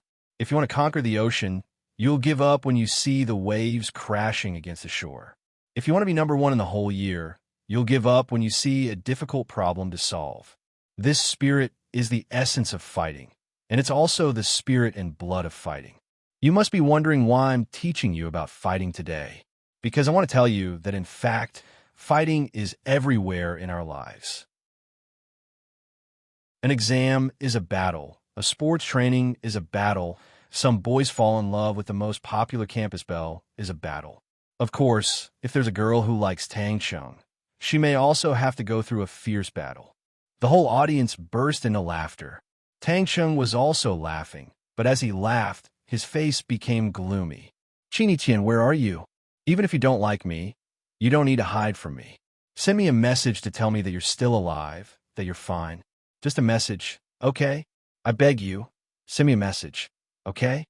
Most importantly, I also have a battle coming up. I've thought about escaping, I've thought about surrendering, but in the end, I still decided to face it bravely. I made this decision because I have the spirit of defiance and injustice in my heart. Mr. Fong, are you going to fight with your rival in love? Mr. Fong, if you like me, you don't have to compete with others. Mr. Fong, what kind of battle are you talking about? Fong Yin waved his hand and said, there are many kinds of battles. If there's a disagreement, we'll fight with our fists and feet. Fong Yin waved his hand at the people behind him. Fong Yingxiong and Fong Haoan, who were dressed in white shorts, walked out from behind the curtain. The whole audience screamed and applauded like thunder. The students knew that Mr. Fong Yin was going to perform Kung Fu again. He wanted to tell the students the real meaning of fighting through experimental actions. Fong Yin bowed to the audience and waved to Fong Yingying to attack. Fong Yingying stood where he was, with a painful expression on his face. He still lacks that spirit. Fong Yin said to the audience with a smile. The students under the stage roared with laughter again. Fong Yin waved to Fong Yingying again, threatening him with his eyes to attack immediately. Plop! Fong Yingying sat on the ground and said, the battle is over. I'm already dead. Fong Haohan's face changed dramatically, and he was extremely angry. Fong Yingxiong, this idiotic scoundrel who doesn't care about face, making such a decision without any integrity or integrity. What do you mean by sharing weal and woe as a good brother? Can't you at least tell him in advance? Fong Haohan clenched his teeth and also lay straight on the ground, shouting anxiously, I'm also dead, I'm also dead. Chapter 256. The muscles on Fong Yan's face would have twitched if he had not been worried about ruining his image as a gentle, elegant, knowledgeable, and considerate Prince Charming. He was so angry that he felt his outlook on life, values, and the world had collapsed in an instant. Fong Yingying and Fong Haohan were two cowardly, lazy, and idiotic fellows. How could they have the nerve to lie on the ground and surrender in front of hundreds of students? They were the inner disciples of the Fong family and the old drunkard students. They shouldered the heavy responsibility of protecting the country and carrying forward the Fong family's Tai Chi. How could they do this? Fong Yan's white face turned black, then purple, and then white again. He tried hard to control the muscles on his face and put on a gentle and smiling expression with great difficulty. He said, all the students have seen it. This is a battle without anger.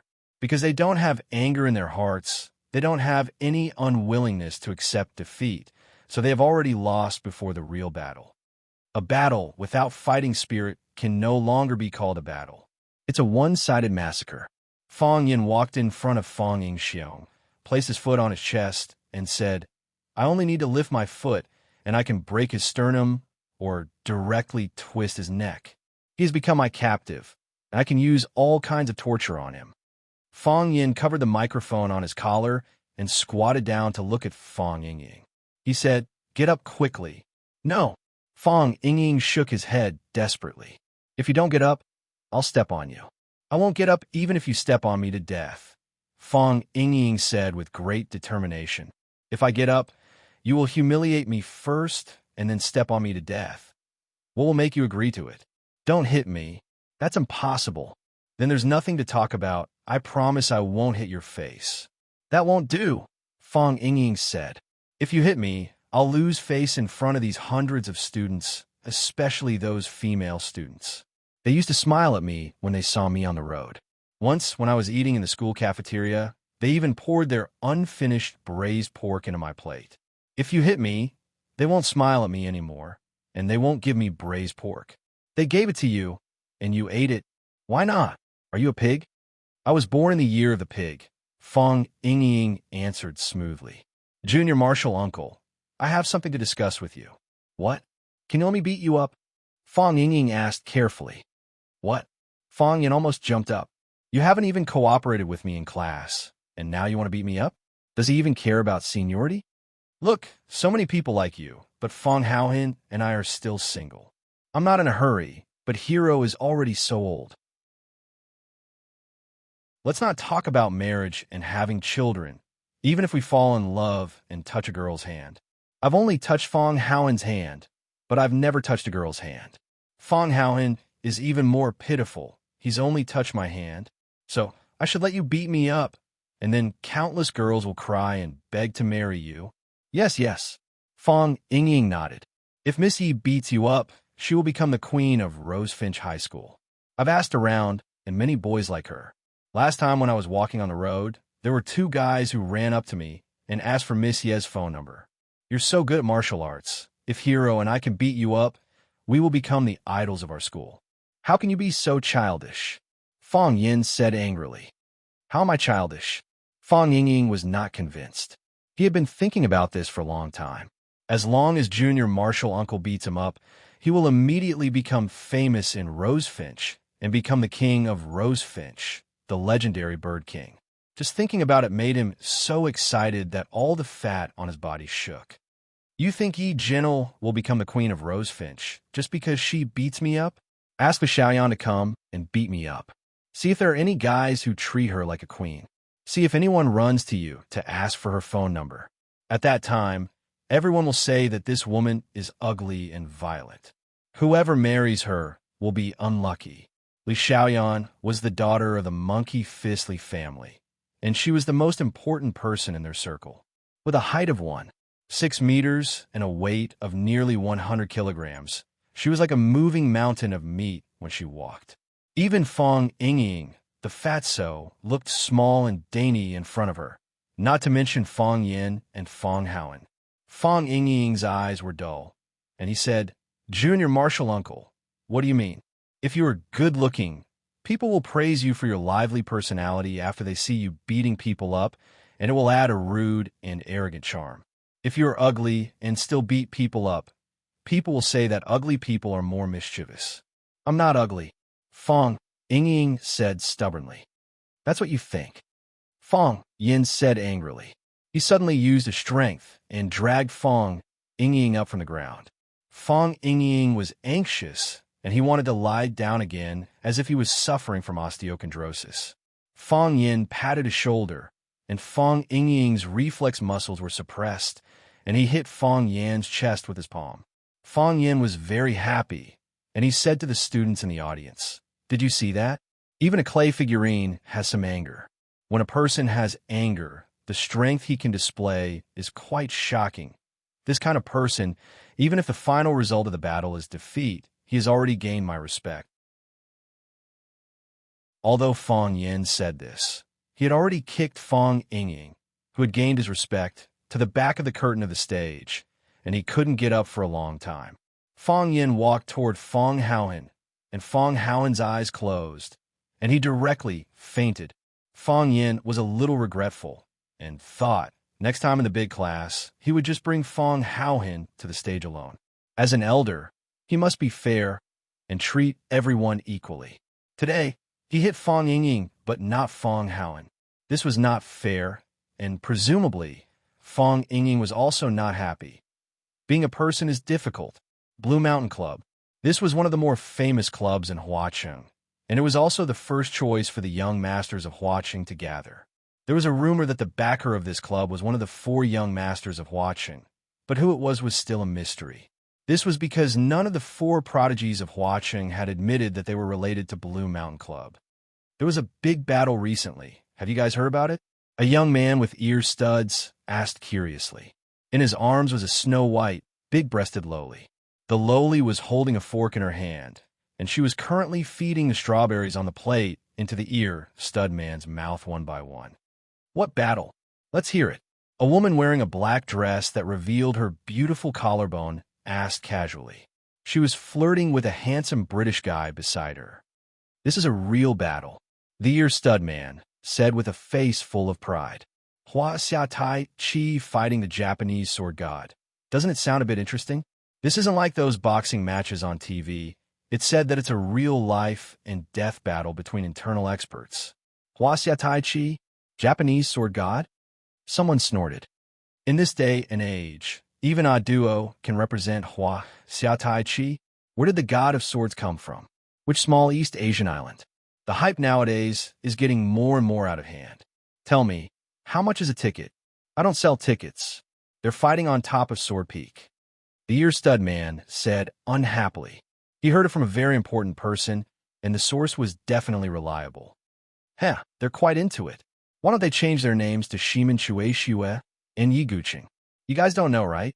A fatso joined the crowd with two foreign girls in his arms and said, if I tell you who the person fighting the Japanese sword god is, you won't say that. Who is it? Everyone was curious. Fang Yin, fatso said. Who is that? Some people didn't know who Fang Yin was. There's nothing much to say about Fang Yin. He's just a middle school teacher. Fatso knew how to stir up the audience's emotions. However, this little teacher destroyed Lu Shu, one of the 4 young masters of Huaqing. I heard that his body was crippled and his face was disfigured. Do you guys think he got his title of flower breaker for nothing? Does that mean you guys understand that this isn't a game? That Fang Yin, why is he fighting the Japanese? I heard that the Japanese came looking for him. Who knows? These guys are all brawn and no brains. What can't they do for the title of #1 in the world? Then can we go and watch?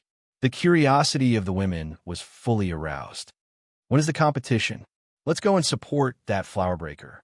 No matter what, he's a contestant from our country. We can't let those Japanese win. Just as everyone was discussing the fight between Flower Breaker and the Japanese sword god, a wheelchair made of stainless steel stopped in front of them. A man wearing a wolf mask sat in the wheelchair. His body was curled up in the wheelchair, one hand supporting his chin. The 2 eyes in the wolf's eyes sized up the people in front of him with great interest. He said, the story is quite interesting.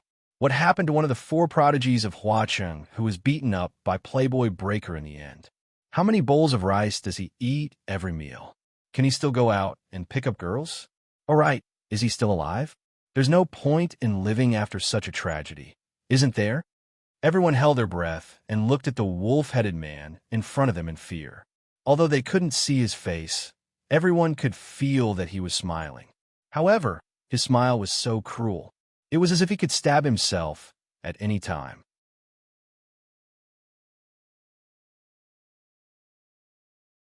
Chapter 257. No one answered the wolf-headed man's words.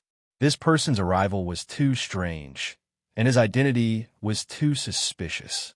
Under this dim and ambiguous light, wearing a bronze wolf mask in front of everyone, it already made everyone's heart feel heavy, and it was hard to breathe.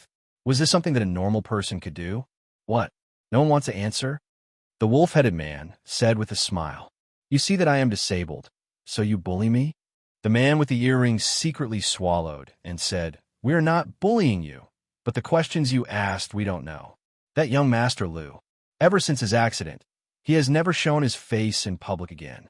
Before, when he had nothing to do, he would come to the Blue Mountain Club to sit down.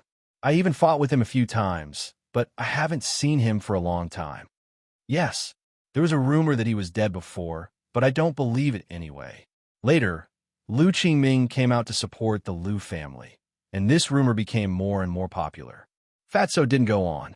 If he did, it would seem like he was trying to sow discord. So you think that the unlucky and miserable young Master Lu is dead, right? The wolf-headed man reached out to pat Fatso's face. Although Fatso was fat, he wasn't short. The wolf-headed man, sitting in a wheelchair, tried to stretch out his hand, but he couldn't reach his face. Give me your face, the wolf-headed man said.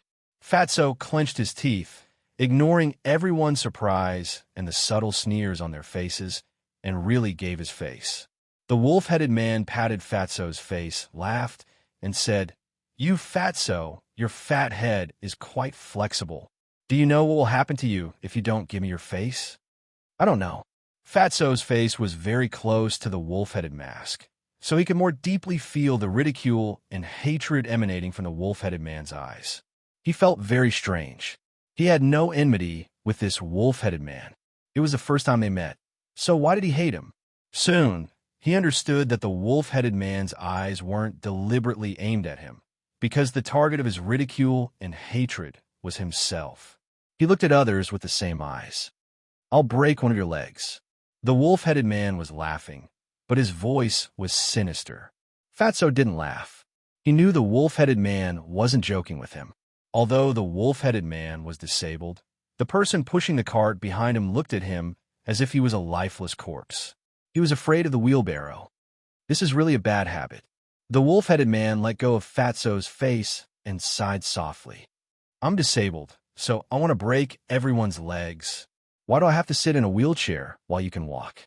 It's not fair." The wolf-headed man looked at the crowd and said, "Don't you think this is unfair? Didn't you guys want to know what happened to one of the 4 prodigies of Huacheng who had his legs broken and face disfigured? I happen to know him very well. Let me tell you what kind of life he leads, okay? Do you know how he walks?" The wolf-headed man asked. Everyone was stunned. Was this guy a lunatic? Some of the smarter ones already understood the wolf-headed man's identity.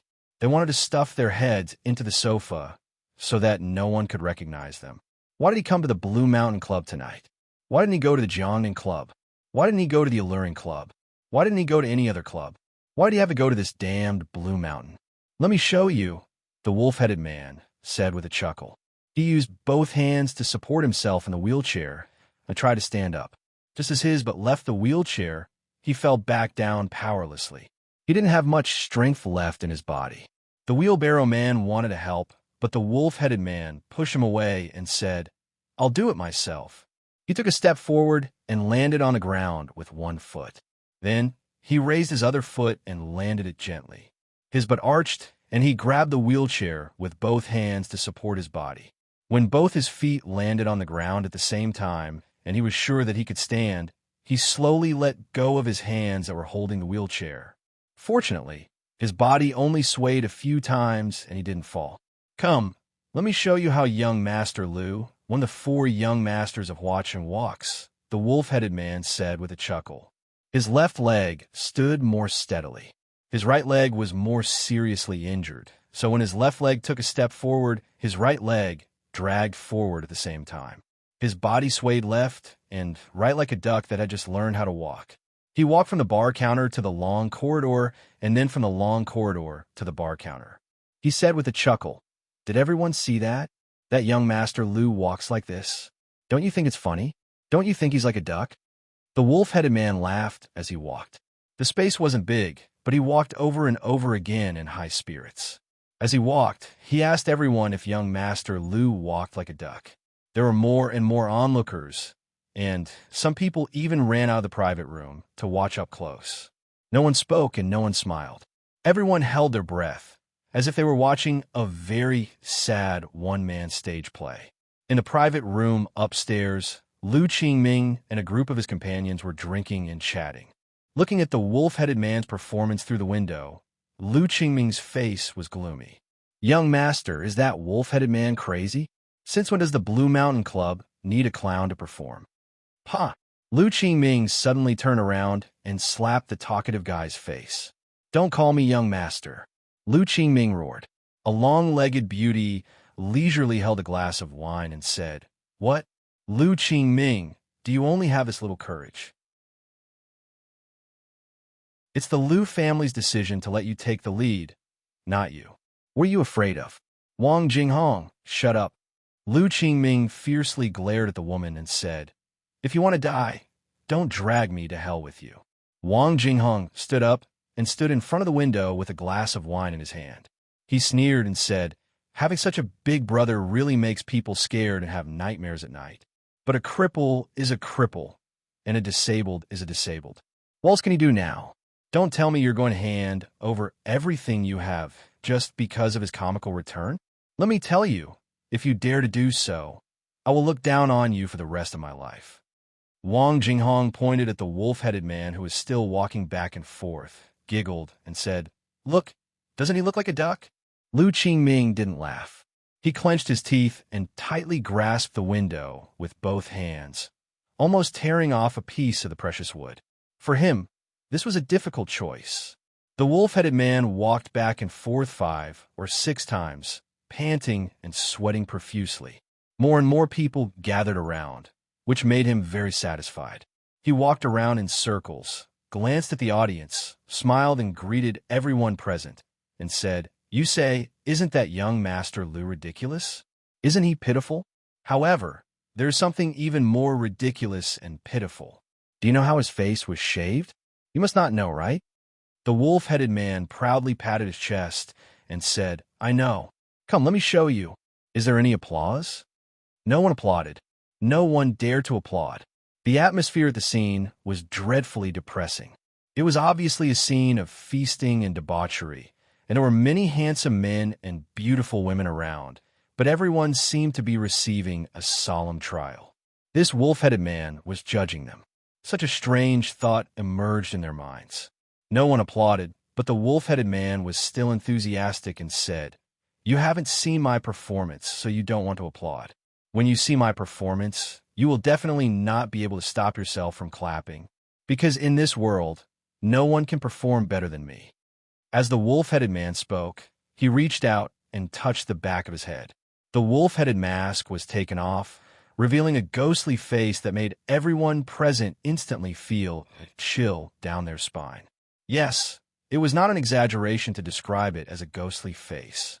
There were scars all over his body, one wound next to another, and there was almost no skin left unscathed. The left eye was cut in the middle, the bridge of the nose collapsed and almost became a big hole, and the lips were also cut in many parts. It was as if one could use chopsticks to pick up a piece of it and dip it in wasabi to go with wine. He was no longer a human. Even an evil spirit that dressed up a little would be more likable than him. This wolf-headed man was one of the 4 beauties of Flower City, Lu Shu, who had been missing for a long time. "Where's the applause?" the wolf-headed man said aloud. He didn't laugh. His voice was hoarse and low, as if he was crying. "Now that you've seen my performance, shouldn't you give me some applause? I bet you won't be able to find anyone more like me, because the person I'm imitating is myself." Clatter, applause finally rang out, but it wasn't enthusiastic. A tall man came over with 2 glasses of red wine and said, "Young master, let me propose a toast to you." The wolf-headed man took the red wine, clinked glasses with the man, and downed it in one gulp. A woman came over with 2 glasses of wine and said, "Young Master Lu, you are still the most charming man in the world." The wolf-headed man took the woman's glass, clinked glasses with the woman, and downed it in one gulp. More people came over with glasses of wine. Looking at Lu Shu, who was surrounded by countless people toasting, the eyes of the man pushing the cart became moist. Lan Shanggu looked at the scene happening in front of him, his fingers rhythmically tapping the table, and said with a solemn expression, "He's so cruel to himself, he'll be even more cruel to others." The current Lu Shu is the truly terrifying Lu Shu. Only such a person is worthy to be your opponent, right? Fang Yin stood next to Lan Shanggu and said with a wry smile, "Why are all my opponents such lunatics?" You're tuning in to the Romance Rendezvous YouTube channel. We're so grateful for your support, and don't forget to subscribe to join us on this incredible journey through captivating stories. Your generosity through donations truly makes a world of difference, as it's the primary source of revenue that allows me to expand and enhance this channel for you. Thank you from the bottom of my heart for being a part of this adventure.